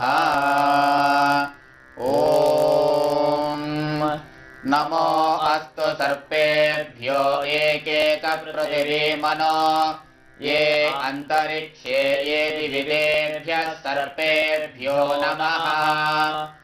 ಯೇ ದೂರೋಚನೆ ದಿವೋ ಯೇ ವಾಸೂರ್ಯಸ್ಯ ರಶ್ಮಿಷೋ ಯೇಷಾಮಪ್ಸುಷತಃ ಕೃತಂತೇಭ್ಯಃ ಸರ್ಪೇಭ್ಯೋ ನಮಃ. ಯಾ ಇಷವೋ ಯಾತು ಧಾನಾನಾಂ ಯೇ ವಾ ವನಸ್ಪತಿ ಗುಮ್ರನೋ ಯೇ ವಾ ವಟೇಷು ಶೇರತೆ ತೇಭ್ಯಃ ಸರ್ಪೇಭ್ಯೋ ನಮಃ. ಇದಗುಂ ಸರ್ಪೇಭ್ಯೋ ಹವಿರಸ್ತು ದುಷ್ಟಂ. ಆಶ್ವೇಷಾ ಯೇಷಾಮನುಯಂತಿ ಚೇತಃ. ಯೇ ಅಂತರಿಕ್ಷೇಂ ಪೃಥಿವೀಂ ಕ್ಷಿಯಂತಿ ತೇನ ಸರ್ಪಾಸೋ ಹವಮಾಗಮಿಶ್ಚ. ಯೇ ರೋಚನೆ ಸೂರ್ಯಸ್ಯಾಪಿ ಸರ್ಪಾಃ ಯೇ ದಿವಂ ದೇವೀಮನುಸಂಚರಂತಿ. ಯೇಷಾಮಾಶ್ಲೇಷಾ ಅನುಯಂತಿ ಕಾಮಂ ತೇಭ್ಯಃ ಸರ್ಪೇಭ್ಯೋ ಮಧುಮಜ್ಜುಹೋಮಿ. ನಮೋ ಅಸ್ತು ಸರ್ಪೇಭ್ಯೋ ಏಕೇತ ಪೃಥಿವೀ ಮನೋ ಯೇ ಅಂತರಿಕ್ಷೇ ಯೇ ದಿವಿದೇಭ್ಯಃ ಸರ್ಪೇಭ್ಯೋ ನಮಃ. ಯೇ ದೋರೋಚನೆ ದಿವೋ ಯೇ ವಾಸೂರ್ಯಸ್ಯ ರಶ್ಮಿಷೋ ಯೇಷಾಮಪ್ಸುಷತಃ ಕೃತಂತೇಭ್ಯಃ ಸರ್ಪೇಭ್ಯೋ ನಮಃ. ಯಾ ಇಷವೋ ಯಾತು ಧಾನಾನಾಂ ಯೇ ವಾ ವನಸ್ಪತಿ ಗುಮ್ರನೋ ಯೇ ವಾ ವಟೇಷು ಶೇರತೆ ತೇಭ್ಯಃ ಸರ್ಪೇಭ್ಯೋ ನಮಃ. ಇದಗುಂ ಸರ್ಪೇಭ್ಯೋ ಹವಿರಸ್ತು ದುಷ್ಟಂ. ಆಶ್ಲೇಷಾ ಯೇಷಾಮನುಯಂತಿ ಚೇತಃ. ಯೇ ಅಂತರಿಕ್ಷಂ ಪೃಥಿವೀಂ ಕ್ಷಿಯಂತಿ ತೇನ ಸರ್ಪಾಸೋ ಹವಮಾಗಮಿಷ್ಟಾಃ. ಯೇ ರೋಚನೆ ಸೂರ್ಯಸ್ಯಾಪಿ ಸರ್ಪಾಃ ಯೇ ದಿವಂ ದೇವೀಮನುಸಂಚರಂತಿ. ಯೇಷಾಮಾಶ್ಲೇಷಾ ಅನುಯಂತಿ ಕಾಮಂ ತೇಭ್ಯಃ ಸರ್ಪೇಭ್ಯೋ ಮಧುಮಜ್ಜುಹೋಮಿ. ನಮೋ ಅಸ್ತು ಸರ್ಪೇಭ್ಯೋ ಏಕೇತ ಪೃಥಿವೀ ಮನೋ ಯೇ ಅಂತರಿಕ್ಷೇ ಯೇ ದಿವಿದೇಭ್ಯಃ ಸರ್ಪೇಭ್ಯೋ ನಮಃ. ಯೇ ದೋರೋಚನೆ ದಿವೋ ಯೇ ವಾಸೂರ್ಯಸ್ಯ ರಶ್ಮಿಷೋ येषामप्सुषतः कृतन्तेभ्यः सर्पेभ्यो नमः या ईशवो यातु दानानां ये वा वनस्पति गुम्रनो ये वा वडेषु शेरते तेभ्यः सर्पेभ्यो नमः इदगुं सर्पेभ्यो हविरस्तु दुष्टम् आश्वेषा येषामनुयन्ति चेतः ये अन्तरिक्षं पृथिवीं क्षयन्ते तेन सर्पासो हवमागमिष्टाः ये रोदने सूर्यस्यापि सर्पाः ये दिवं देवीमनुसञ्चरन्ति येषामाश्रेषा अनुयन्ति कामम् तेभ्यः सर्पेभ्यो मधुमज्जुहोमि सर्पेभ्यो नमः। ॐ शान्ति शान्ति शान्तिः। हरिः ॐ। ತಾವೆಲ್ಲರೂ ಸಹ ಭಕ್ತಿ ಶ್ರದ್ಧೆಯಿಂದ ಸರ್ಪಸೂಕ್ತವನ್ನ ತಾವು ಶ್ರವಣವನ್ನು ಮಾಡಿದ್ರಿ. ಈ ಶ್ರವಣ ಪ್ರಭಾವದಿಂದ ಎಲ್ಲ ರೀತಿಯ ಸಕಲ ಸರ್ಪದೋಷಗಳು ಇಂದಿಗೆ ನಿವೃತ್ತಿ ಆಗಲಿ ಮತ್ತು ನಿಮ್ಮ ಯಾವುದೇ ಒಂದು ಸಂಕಲ್ಪವನ್ನು ಮಾಡಿದರೂ ಸಹ ಅದರಿಂದ ಸಮಸ್ತ ಸನ್ಮಂಗಳವಾಗಲಿ. ಈ ಸೂಕ್ತದಿಂದ ಅಂದರೆ ಈ ಒಂದು ವೇದ ಮಂತ್ರ ಶ್ರವಣ ಯಾರು ಮಾಡಿದರೋ ಅವರಿಗೆಲ್ಲರೂ ಕೂಡ ಶುಭವಾಗಲಿ ಎಂದು. ಮಕ್ಕಳಿಲ್ಲದವರಿಗೆ ಮಕ್ಕಳ ಪ್ರಾಪ್ತಿ, ಐಶ್ವರ್ಯ ಕುಂಠಿತವರಿಗೆ ಐಶ್ವರ್ಯ ಅಂದರೆ ಕುಬೇರನ ಒಂದು ಅನುಗ್ರಹ, ಮತ್ತೆ ಕುಟುಂಬದಲ್ಲಿ ನೆಮ್ಮದಿಯ ವಾತಾವರಣ, ಇನ್ನಿತರ ಎಲ್ಲ ರೀತಿಯ ದಾಂಪತ್ಯದಲ್ಲಿ ಸುಖ ಜೀವನ, ಸಾಂಸಾರಿಕದಲ್ಲಿ ನೆಮ್ಮದಿ, ಪತಿ ಪತ್ನಿಯರಲ್ಲಿ ಸ್ತ್ರೀ ಪತ್ನಿ ಪತಿಯರಲ್ಲಿ ಪ್ರೇಮ ಎಲ್ಲವೂ ಸಹ ನಿಮಗೆ ಸಿಗುತ್ತೆ, ಇದು ಖಚಿತ. ಅಷ್ಟೇ ಅಲ್ಲ, ರೋಗಬಾಧ ಎಷ್ಟೋ ದಿನಗಳಿಂದ ರೋಗಗಳಿಂದ ಸಾಕಷ್ಟು ದಿನಗಳಿಂದ ತೊಂದರೆ ಆಗ್ತಿದೆ, ನನಗೆ ರೋಗ ಬಾಧೆ ಆಗ್ತಿದೆ, ಮನೆಯಲ್ಲಿ ಸ್ವಂಟ ನೋವು ಜಾಸ್ತಿ ಆಗ್ತಿದೆ, ಸರ್ಪದೋಷದಿಂದ ಕೂಡ ಬ್ಯಾಕ್ ಪೈನ್ ಬರುತ್ತೆ, ಕಿಡ್ನಿ ಪ್ರಾಬ್ಲಮ್ ಬರುತ್ತೆ, ಇಂಥದ್ದು ಎಂಥ ಒಂದು ಸಮಸ್ತ ದೋಷಗಳಿದ್ರೂ ಸಹ ಈ ಒಂದು ಸೂಕ್ತದಿಂದ ನೀವು ಶ್ರವಣ ಮಾಡಿದಿರಿ, ವೀಕ್ಷಣೆಯನ್ನು ಮಾಡಿದಿರಿ ಈ ಕಾರ್ಯಕ್ರಮವನ್ನು, ನಿಮಗೆಲ್ಲರಿಗೂ ಸಹ ಆ ಸರ್ಪದೋಷದಿಂದ ಸಂಪೂರ್ಣವಾಗಿ ನಿವಾರಣೆಯಾಗಲಿ ಅಂತ ನಾನು ತಿಳಿಸ್ಕೊಟ್ಟಿದ್ದೀನಿ. ನಿಮಗೂ ಸಹ ಆ ಭಗವಂತನಲ್ಲಿ ನಾನು ಪ್ರಾರ್ಥನೆಯೂ ಮಾಡ್ತೀನಿ. ಅಷ್ಟೇ ಅಲ್ಲ, ಈ ದಿನ ಸರ್ಪಸೂಕ್ತ. ಮುಂದಿನ ದಿನಗಳಲ್ಲಿ ನಿಮ್ಮ ಕಾಳಸ ಜಾತಕದಲ್ಲಿ ಸರ್ಪ ಅಂದರೆ ರಾಹುಕೇತುಗಳು ಎಲ್ಲೆಲ್ಲಿದ್ದರೆ ಏನೇನು ನೀವು ಕಷ್ಟಗಳನ್ನು ಅನುಭವಿಸ್ತಾ ಇರ್ತೀರ, ಅದಕ್ಕೆ ಸಂಪೂರ್ಣ ಸುಲಭ ಪರಿಹಾರ ಏನೇನಿರುತ್ತೆ, ಆ ಪರಿಹಾರ ಯಾವ ರೀತಿ ಮಾಡ್ಕೋಬೇಕು ಅನ್ನೋದು ಸಂಪೂರ್ಣ ಮಾಹಿತಿಯನ್ನು ಮುಂದಿನ ದಿನಗಳಲ್ಲಿ ಕೊಡ್ತೀನಿ. ಮತ್ತೆ ಈ ಒಂದು ನಾಗಮಣಿ ತಮಗೆ ಗೊತ್ತೇ ಇರುತ್ತೆ, ಸರ್ಪಕ್ಕೆ ತನ್ನ ವಿಷದಿಂದನೇ ನಾಗಮಣಿ ಪ್ರಾಪ್ತಿಯಾಗುತ್ತೆ. ಅದು ಯಾವ ರೀತಿ ಪ್ರಾಪ್ತಿಯಾಗುತ್ತೆ, ಎಷ್ಟು ವರ್ಷಕ್ಕೆ ಪ್ರಾಪ್ತಿಯಾಗುತ್ತೆ, ಸಂಪೂರ್ಣ ಆಯುಷ್ಯ ಆದ ನಂತರ ಸರ್ಪ ಎಲ್ಲಿ ಹೋಗುತ್ತೆ, ಆ ಸರ್ಪ ಏನಾಗುತ್ತೆ. ಈಗೇನೋ ಯಾರೋ ಒಬ್ರು ಸರ್ಪಹತ್ಯವನ್ನು ಮಾಡಿಬಿಟ್ರೆ ಅದಕ್ಕೆ ಸಂಸ್ಕಾರವನ್ನು ಮಾಡ್ತೀವಿ, ಆದರೆ ತನ್ನ ಆಯುಷ್ ಕಂಪ್ಲೀಟಾಗಿ ಮುಗಿದ ನಂತರ ಅದಕ್ಕೆ ಯಾರು ಸರ್ಪ ಸಂಸ್ಕಾರ ಮಾಡ್ತಾರೆ, ಅದು ಎಲ್ಲಿ ಹೋಗುತ್ತೆ, ಅದು ಏನಾಗುತ್ತೆ ಅಂತ ಸಂಪೂರ್ಣ ಮಾಹಿತಿಯನ್ನು ಮುಂದಿನ ದಿನಗಳಲ್ಲಿ ತಿಳಿಸ್ತೀನಿ. ಅಷ್ಟೇ ಅಲ್ಲ ವೀಕ್ಷಕ ಬಾಂಧವರೇ, ಇದೇ ಸೋಮವಾರ ನಿಮಗೆಲ್ಲರಿಗೂ ಸಹ ಅದ್ಭುತವಾದ ಸೌಂಡ್ ಥೆರಪಿ ಅಂದರೆ ಶಬ್ದದ ತರಂಗಗಳಿಂದ ಸಮಸ್ತ ರೋಗಗಳನ್ನು ದೂರ ಮಾಡತಕ್ಕಂಥ ಏಕೈಕ ಶಬ್ದ ನಾನು ನಿಮಗೆ ಪ್ರಪ್ರಥಮ ಬಾರಿಗೆ ತೋರಿಸ್ಕೊಡ್ತಿದ್ದೀನಿ. ಇದನ್ನು ಸಹ ನೀವು ರೆಕಾರ್ಡ್ ಮಾಡ್ಕೊಳ್ತಿರೋ, ಮನೇಲಿ ಇಟ್ಕೊಳ್ತಿರೋ, ಕೇಳ್ತಿರೋ, ನಿಮ್ಮ ಮನೇಲಿ ನೀವು ಜಸ್ಟ್ ನೋಡದೆ ಹೋದ್ರೂ ಪರವಾಗಿಲ್ಲ, ಟಿವಿ ಆನ್ ಮಾಡಿಬಿಟ್ಟಿರಿ, ಆ ಶಬ್ದದ ತರಂಗಗಳಿಂದ ನಿಮ್ಮ ಮನೇಲಿ ಎಂಥ ಸಮಸ್ತ ವಾಸ್ತು ದೋಷ ಇದ್ರೂ ಸಹ ದೂರ ಆಗ್ಬಿಡುತ್ತೆ. ಅಂತ ಅವಕಾಶವನ್ನ ತಾವೆಲ್ಲರೂ ಉಪಯೋಗ ಮಾಡ್ಕೊಳ್ಳಿ. ದೊಡ್ಡಬಳ್ಳಾಪುರದಿಂದ ವೆಂಕಟೇಶ್ ಅವರು ಕರೆ ಮಾಡಿದ್ದಾರೆ, ಬನ್ನಿ ಮಾತಾಡ್ಸೋಣ. ಹಲೋ, ನಮಸ್ಕಾರ.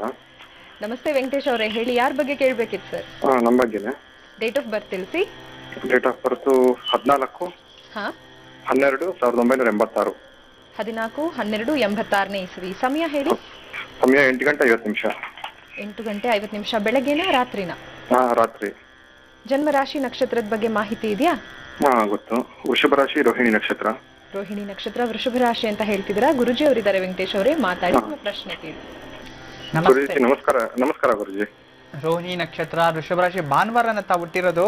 ಹೌದು ಗುರುಜಿ, ಭಾನುವಾರ ರಾತ್ರಿ 8:50. ತುಂಬಾ ಚೆನ್ನಾಗಿದೆ ಲಗ್ನ. ನೀವು ಮಿಥುನ್ ಲಗ್ನದಲ್ಲಿ ಹುಟ್ಟಿರ್ತಕ್ಕಂಥದ್ದು, ಆದ್ರೆ 12ನೇ ಮನೆಯಲ್ಲಿ ಚಂದ್ರ ಕೂತಿದ್ದಾನೆ, ಮಿಥುನ್ ಲಗ್ನ ಆಗಿದೆ. ನಿಮ್ಗೆ ಮಾನಸಿಕವಾಗಿಯೂ ನೆಮ್ಮದಿ ಇಲ್ಲ, ಆರ್ಥಿಕವಾಗಿಯೂ ನೆಮ್ಮದಿ ಇಲ್ಲ ಜೀವನದಲ್ಲಿ. ಹಾ ಇವೆರಡಲ್ಲೂ ಸಮಸ್ಯೆನೆ. ಹೌದು ಗುರುಜಿ. ನಿಮ್ಮ ಜೀವನದಲ್ಲಿ ನೀವೇನೇ ಅನ್ಕೊಳ್ಳಿ ಆಗುತ್ತೆ, ತುಂಬಾ ನಿಧಾನ ಮಂದ ಸ್ಥಿತಿಯಲ್ಲಿ 2 ತಿಂಗಳು ಆಗೋದು 6 ತಿಂಗಳು ಟೈಮ್ ತಗೊಳುತ್ತೆ. ಹೌದು ಗುರುಜಿ. ಮತ್ತೆ ನಿಮ್ ಜೀವನದಲ್ಲಿ ಅತಿ ಹೆಚ್ಚು ನಂಬಿರತಕ್ಕಂಥವ್ರು ಬೇಕಾದಷ್ಟು ಜನ ಇದ್ದಾರೆ, ಎಲ್ಲರೂ ನಂಬಿಕೆ ದ್ರೋಹ ಮಾಡೋಂಥವ್ರೆ. ಖಂಡಿತವಾಗೂ ಗುರುಜಿ, ಇದು ಸತ್ಯ. ಹೌದು, ಯಾಕೆ ಅಂತಂದ್ರೆ ನೀವು ತುಂಬಾ ಬೇಗ ನಂಬ್ತೀರಾ, ನನ್ನವರು ಅಂತೀರಾ, ಮನೆ ಬಿಟ್ಟು ಅವ್ರಿಗೋಸ್ಕರ ದುಡಿತೀರಾ, ಬೇಕಾದ್ರೆ ಕಷ್ಟ ಅಂತಂದ್ರೆ ಇರೋದೆಲ್ಲ ದಾನ ಧರ್ಮ ಮಾಡ್ತೀರಿ. ಆದ್ರೆ ಅವ್ರು ಹೇಗಾಗ್ಬಿಡ್ತಾರೆ ಅಂತಂದ್ರೆ ನಿನ್ನ ಎದುರುಗಡೆ ನಾಟಕ ಆಡ್ತಾರೆ, ಹಿಂದೆ ಅವ್ನು ಸರಿ ಇಲ್ಲ, ಅವ್ನು ಇಂಥವನು ಅಂತ. ಇದ್ದೇ ನಿಮ್ ಜೀವನದಲ್ಲಿ ಸಾಕಷ್ಟು ಜನ ನೋಡಿ, ಪರ್ಮನೆಂಟ್ ಫ್ರೆಂಡ್ಸ್ ಅಂತ ಯಾರೂ ಇಲ್ಲ ನಿಮ್ಗೆ. ಈ ರೀತಿ ಇದರಿಂದ ಮಾನಸಿಕವಾಗಿ ನೊಂದ್ಕೊಂಡಿದ್ರೆ ಖಂಡಿತ ಚಿಂತೆ ಮಾಡಬೇಡಿ, ಒಳ್ಳೇದಾಗತ್ತೆ. ನೀವೇನ್ ಪ್ರಶ್ನೆ ಕೇಳ್ಬೇಕೋ ಕೇಳಿ. ಗುರುಜಿ, ಅದೇ ನಮ್ದು ಮದ್ವೆ ಬಗ್ಗೆ ಮತ್ತೆ ಮುಂದಿನ ಭವಿಷ್ಯ ಹೆಂಗಿರುತ್ತೆ ಜೀವನ. ಏನ್ ಕೆಲಸ ಮಾಡ್ತಿದ್ರಿ ತಾವು? ಗುರುಜಿ, ನಮ್ದು ಅಂಗಡಿ ಇದೆ. ಓಕೆ, ಖಂಡಿತ ನೋಡೋಣ. ನಾನು ಆಗ್ಲೇನೆ ಈ ರಮಲಶಾಸ್ತ್ರವನ್ನ ನಾನು ನೋಡಿರ್ತಕ್ಕಂಥದ್ದು 6 ತೋರಿಸ್ತಿದೆ. ಅಂತಂದ್ರೆ ಈ ಒಂದು ಸಪ್ತಮ ಸ್ಥಾನ ಅಂತಂದಾಗ ದಾಂಪತ್ಯ ಜೀವನಕ್ಕೆ ಪ್ರಶ್ನೆ ಇಟ್ಟಿದ್ರೆ ಖಂಡಿತ ಆಗತ್ತೆ. ನಿಮ್ಮ ಮನೆಯ ಉತ್ತರ ಭಾಗದಿಂದ ಮೊದಲನೇ ಹೆಣ್ಣು ಮಗಳು, ಆ ಮಗಳಿಗೆ ಒಂದು ಅಣ್ಣ ಒಂದು ತಮ್ಮ ಇರ್ತಾನೆ ಮೊದಲನೇ ಹೆಣ್ಣು ಮಗಳು ಅವ್ರ ತಂದೆ ತಾಯಿಗೆ ಮಧ್ಯದಲ್ಲಿ ಇರ್ತಕ್ಕಂಥದ್ದು. ಉತ್ತಮವಾದ ಗುಣ, ಉತ್ತಮವಾದ ನಡತೆ. ಖಂಡಿತವಾಗ್ಲೂ ನಿಮ್ಮ ಜೀವನದಲ್ಲಿ ನಿಮ್ಮನ್ನ ಅರ್ಥ ಮಾಡ್ಕೊಳ್ಳೋರು ಇದುವರೆಗೂ ಯಾರು ಇಲ್ಲ. ಆದ್ರೆ ನಿಮ್ಮನ್ನ ಅರ್ಥ ಮಾಡ್ಕೊಳ್ಳೋ ಒಂದು ಸುಂದರವಾದ ಒಂದು ಯುವತಿ ನಿಮ್ಮ ಜೀವನದಲ್ಲಿ ಬಂದೇ ಬರ್ತಾಳೆ. ಅವಳನ್ನ ಮದ್ವೆ ಆಗಿ ಈ ಮೇ ನಂತರ ನೀವು ಪ್ರಯತ್ನ ಪಡಿ. ಆದ್ರೆ ಜಾತಕದಲ್ಲಿ ಸ್ವಲ್ಪ ಕುಜದೋಷ ಇರತಕ್ಕಂಥದ್ದು. ಈ ಕುಜದೋಷವನ್ನ ನಿವಾರಣೆ ಮಾಡ್ಕೊಳ್ಳಿ. ಏನ್ ಮಾಡ್ಬೇಕು? ಪ್ರತಿ ಮಂಗಳವಾರ ಯಾವ್ದಾದ್ರು ಸುಬ್ರಹ್ಮಣ್ಯ ಸ್ವಾಮಿ ದೇವಸ್ಥಾನಕ್ಕೆ ವಿಭೂತಿ ಭಸ್ಮಾಭಿಷೇಕ ಮಾಡಿಸಿ, ವಿಭೂತಿ ಅಭಿಷೇಕ ಮಾಡಿಸಿ, ಅಲ್ಲಿ ಬರೋ ಜನರಿಗೆ ಏನಾದ್ರೂ ಪ್ರಸಾದ ಹಂಚಲಿಕ್ಕೆ ನಿಮ್ ಕೈಯಿಂದ ಆಗುವಷ್ಟು ಸೇವೆಯನ್ನ ಮಾಡಿಸಿ. ಒಂದು 16 ವಾರ ಮಾಡಿಸ್ಬಿಡಿ, ಬಿಸ್ನೆಸ್ ವೃದ್ಧಿ ಆಗತ್ತೆ, ಮದುವೆನೂ ಫಿಕ್ಸ್ ಆಗತ್ತೆ. ಒಳ್ಳೇದಾಗ್ಲಿ. ನಮಸ್ತೆ. ವೀಕ್ಷಕರೇ, ನಿವೇದಿತಾ ಅವರು ಕರೆ ಮಾಡಿದ್ದಾರೆ ಬಿಜಾಪುರದಿಂದ. ಬನ್ನಿ ಮಾತಾಡ್ಸೋಣ. ಹಲೋ. ನಮಸ್ತೆ ಮ್ಯಾಮ್. ನಮಸ್ತೆ, ಹೇಳಿ, ಯಾರ ಬಗ್ಗೆ ಕೇಳ್ಬೇಕಿತ್ತು ಮಾ? ನನ್ ಬಗ್ಗೆನೇ ಕೇಳ್ಬೇಕಾಗಿತ್ತು. ಜನ್ಮ ದಿನಾಂಕ ಹೇಳ್ತೀರಾ? 20/10/1992. 20/10/92. ಹಾ, ಸಮಯ ಹೇಳಿ. 11:30. ರಾತ್ರಿನಾ ಬೆಳಗ್ಗೆನ? ಬೆಳಗ್ಗೆ 11:30. ಜನ್ಮ ರಾಶಿ ನಕ್ಷತ್ರ ತಿಳಿಸಿ ನಿವೇದಿತಾ. ಆಶ್ಲೇಷ ನಕ್ಷತ್ರ, ಕರ್ಕಾಟಕ ರಾಶಿ. ಸರಿ, ಗುರುಜಿ ಅವರಿದ್ದಾರೆಮ್ಮ, ಮಾತಾಡಿ, ನಿಮ್ಮ ಪ್ರಶ್ನೆ ಕೇಳಿ. ನಮಸ್ತೆ ತಾಯಿ. ನಮಸ್ತೆ ಗುರುಜಿ. ಹೇಳಿಮ್ಮ, ಆಶ್ಲೇಷ ನಕ್ಷತ್ರ, ಕರ್ಕಾಟಕ ರಾಶಿಯಲ್ಲಿ ಮಂಗಳವಾರ ಹುಟ್ಟಿದ್ಯಾ? ಹಾ ಹೌದು ಗುರುಜಿ. ನಿನ್ನಿಂದ ನಿಮ್ ಕುಟುಂಬ ಅವ್ರಿಗೆಲ್ಲ ಅದೃಷ್ಟ ಬಂದಿದೆ, ಏನ್ ಚಿಂತೆ ಮಾಡ್ಬೇಡ. ಗುರುಜಿ, ನಂಗೆ ಬಹಳ ಖುಷಿ ಆಗ್ತದೆ ಗುರುಜಿ. ಒಳ್ಳೇದಾಗ್ಲಿಮ್ಮ, ಯಾವಾಗ್ಲೂ ಹೀಗೆ ನಗ್ನಗ್ತಾ ಖುಷಿಯಾಗಿರೋ, ಅವಾಗ ನಮ್ಗೂನು ಸಂತೋಷ. ಥ್ಯಾಂಕ್ ಯು ಗುರುಜಿ. ಏನ್ ಓದ್ತಿದ್ಯಮ್ಮ? ಏನ್ ಓದಿದ್ಯಾ? BCA ಕಂಪ್ಲೀಟ್ ಮಾಡಿದ್ದೀನಿ ಗುರುಜಿ. ಓಕೆ. ಈಗ ಜಾಬ್ ಮಾಡ್ತಾ ಇದ್ದೀನಿ. MCAನು ಎಕ್ಸ್ಟರ್ನಲ್ ಹಚ್ಚಿದ್ದೀನಿ ಗುರುಜಿ. ವೆರಿ ಗುಡ್, ಒಳ್ಳೇದಾಗತ್ತೆ. ಹಾ ಗುರು, ಅದೇ ನನ್ ಮದ್ವೆ ಬಗ್ಗೆ ಕೇಳ್ಬೇಕಾಗಿತ್ತು. ನಿನ್ನ ಮದ್ವೆಯಲ್ಲಿ ಏನಾಗಿದೆ, ನೀವು ಹುಟ್ಟಿರ್ತಕ್ಕಂಥದ್ದು ಧನುರ್ ಲಗ್ನದಲ್ಲಿ ರಾಹು ಕೂತಿದ್ದಾನೆ, ಸಪ್ತಮದಲ್ಲಿ ಕುಜ ಮತ್ತೆ ಕೇತು. ನಿನ್ ಜಾತಕ ನೋಡ್ಕೊಂಡಿದ್ಯಾ? ಹಾ ಗುರುಜಿ. ಕುಜದೋಷ ಇರ್ತಕ್ಕಂಥದ್ದು. 7ನೇ ಮೇಲೆ ಕೇತು ಜೊತೆ ಕುಜ ಕೂತಿದ್ದಾನೆ. ಸಣ್ಣ ಒಂದು ಪರಿಹಾರ ಏನಪ್ಪಾ ಅಂತಂದ್ರೆ, ಅರ್ಕ ವಿವಾಹ ಅಂತ ಮಾಡ್ತಾರೆ, ಅಥವಾ ಕುಂಭ ವಿವಾಹ ಅಂತ ಒಂದು ಮಾಡ್ತಾರೆ. ಈ ಅರ್ಕ ಅಥವಾ ಕುಂಭ ವಿವಾಹ ಇದಕ್ಕೆ ಸಂಬಂಧಪಟ್ಟಿರ್ತಕ್ಕಂಥ ಪೂಜೆಗಳನ್ನ ನಿಮ್ಮ ತಾಯಿಯವರಿಗೆ ಹೇಳಿ ಅದಕ್ಕೆ ಸಂಬಂಧಪಟ್ಟಿರೋ ಪೂಜೆಯನ್ನ ಮಾಡಿಸಿ. ಖಂಡಿತ ಈ ಮೇ ಕಳೆದ ನಂತರ ಮದುವೆ ಫಿಕ್ಸ್ ಆಗ್ಬಿಡುತ್ತೆ, ಏನು ಭಯ ಪಡೋ ಅವಶ್ಯಕತೆ ಇಲ್ಲ. ಆದ್ರೆ ನಿನ್ನ ಅದೃಷ್ಟ ಜೀವನದಲ್ಲಿ ತುಂಬಾ ಚೆನ್ನಾಗಿದೆ. ನಿನ್ನ ಮದ್ವೆ ಆಗೋರ್ಗು ಅವ್ರಿಗೂ ಅದೃಷ್ಟ ಬರುತ್ತೆ. ನೀನು ಹುಟ್ಟದ್ಮೇಲೆ ಅಪ್ಪ ಅಮ್ಮನ್ಗೂ ಒಳ್ಳೇದಾಯ್ತು. ಆದ್ರೆ ಕೋಪ ಕಮ್ಮಿ ಮಾಡ್ಕೋಬೇಕು. ನೀನು ಕೋಪ ಜಾಸ್ತಿ, ನೀನ್ ಎಷ್ಟು ನಗ್ನಗ್ತಾ ತುಂಬಾ ಖುಷಿಯಾಗಿರ್ತೀಯೋ ಅಷ್ಟೇ ಕೋಪ. ಆ ಕೋಪ ಜೀವನದಲ್ಲಿ ಕೆಲವು ಕೆಟ್ಟ ಘಟನೆಗಳಿಗೆ ಒಂದು ದಾರಿ ಎಳೆದ್ಬಿಡುತ್ತೆ. ಅದರಿಂದ ಕೋಪ ಆದಷ್ಟು ಕಮ್ಮಿ ಮಾಡ್ಕೊಳ್ಳಿ ತಾಯಿ. ಮತ್ತೆ ನಿನ್ನ ಆರಾಧ್ಯ ದೈವ ಮಹಾಗಣಪತಿಯನ್ನು ಜಾಸ್ತಿ ಆರಾಧನೆ ಮಾಡು. ನಿನ್ ಜೀವನದಲ್ಲಿ ನಿನ್ನ ಕನಸೆಲ್ಲವೂ ನನ್ಸಾಗುತ್ತೆ, ಎಲ್ಲೂ ತೊಂದರೆ ಇಲ್ಲ. ದಿನಕ್ಕೊಂದ್ಸಲ ಗಣಪತಿಯ ಸ್ತೋತ್ರ ಅಥವಾ ಕೆಂಪು ಕಣಗಳ ಹೂವಿನಿಂದ ಗಣಪತಿಗೆ ಪೂಜಿಸೋ ಮಾಡುವಂಥದ್ದು ಮಂಗಳವಾರನೋ ನಿನ್ಗೆ ಯಾವ ದಿನ ಅನುಕೂಲ ಆಗುತ್ತೋ ಆ ರೀತಿ ಪರ್ಮನೆಂಟ್ ಆಗಿ ಮಾಡ್ಕೊಂಬಿಡಿ. ಜೀವನ ಪರ್ಯಂತ ಚೆನ್ನಾಗಿರ್ತೀರಿ. ಒಳ್ಳೇದಾಗ್ಲಿ ತಾಯಿ. ನಮಸ್ತೆ. ವೀಕ್ಷಕರೇ, ಬೆಂಗಳೂರಿನ ಬಾನಸವಾಡಿಯಿಂದ ಭಾಗ್ಯಲಕ್ಷ್ಮಿ ಅವರು ಕರೆ ಮಾಡಿದ್ದಾರೆ. ಮಗ ವಿವೇಕ್ ಬಗ್ಗೆ ಕೇಳಬೇಕು ಅಂತ ಹೇಳ್ತಿದ್ದಾರೆ. ಬನ್ನಿ ಮಾತಾಡ್ಸೋಣ. ಹಲೋ. ಹಲೋ ಮೇಡಮ್, ನಮಸ್ತೆ. ನಮಸ್ತೆ ಭಾಗ್ಯಲಕ್ಷ್ಮಿ ಅವರೇ, ಹೇಳಿ. ಮಗು ವಿವೇಕ್ ಬಗ್ಗೆ ಕೇಳಬೇಕು ಅಂತ ಇದ್ರಿ, ಡೇಟ್ ಆಫ್ ಬರ್ತ್ ತಿಳಿಸಿ. ಹೇಳ್ತೀನಿ ಮೇಡಮ್, ಹೇಳಿ. 25/10/1988. 88ನೇ ಇಸ್ವಿ. ಸರಿ, ಸಮಯ ಹೇಳಿ. ಸಮಯ ಸಾಯಂಕಾಲ 6:15 ಮೇಡಮ್. 6:15. ಜನ್ಮ ರಾಶಿ ನಕ್ಷತ್ರ ಹೇಳಿಮ್ಮ. ಮೇಷರಾಶಿ, ಹ್ಮ್. ಅಶ್ವಿನಿ ನಕ್ಷತ್ರ. ಅಶ್ವಿನಿ ನಕ್ಷತ್ರ, ಮೇಷರಾಶಿ ಅಂತ ಹೇಳ್ತಿದ್ರ. ವಿವೇಕ್ ಬಗ್ಗೆ ನಿಮ್ಮ ಪ್ರಶ್ನೆಯನ್ನ ಕೇಳಿ ಗುರುಜಿಯವರು ಉತ್ತರಿಸ್ತಾರೆ. ನಮಸ್ತೆ ಅಮ್ಮ. ನಮಸ್ತೆ ಗುರುಜಿ. ಎಷ್ಟೊತ್ತು? ಸಾಯಂಕಾಲ 6 ಗಂಟೆಗೆ ಹುಟ್ಟಿರೋಂತದ್ದ? 6:15 ಗುರುಜಿ. 6ರಿಂದ 6:15 ಒಳಗಡೆ. ಅಶ್ವಿನಿ ನಕ್ಷತ್ರ ಇಲ್ಲ, ಸ್ವಲ್ಪ ತಬ್ಬರ್ತಿದೆ. ಭರಣಿ ನಕ್ಷತ್ರದಲ್ಲಿ ಮೊದಲನೇ ಪಾದದಲ್ಲಿ ಹುಟ್ಟಿರೋಂತದ್ ಮಗ.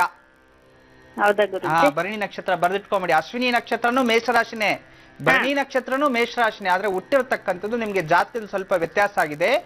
ಬರ್ದಿಟ್ಕೊಳ್ಳಿ. ಇನ್ನು ಮುಂದೆ ಭರಣಿ ನಕ್ಷತ್ರ ಮಂಗಳವಾರ ಅಲ್ವಾ ಹುಟ್ಟಿರೋದು? ಹೌದು ಸರ್. ಹಾಗಿದ್ರೆ ಭರಣಿ ನಕ್ಷತ್ರ ಬರುತ್ತೆ. ಭರಣಿ ನಕ್ಷತ್ರದಲ್ಲೇ ನೀವು ನೋಡ್ಕೋಬೇಕು ಜಾತಕ ಪೂರ್ತಿ. ಇನ್ನು ಹುಟ್ಟಿರೋದ್ ಬೇರೆ, ಲಗ್ನ ಬೇರೆ, ಮೇಷ ಲಗ್ನನೇ. ಜಾತಕ ತುಂಬಾ ಚೆನ್ನಾಗಿದೆ. ಕೋಪ ಜಾಸ್ತಿ ಮಗನ್ಗೆ. ಹೌದು.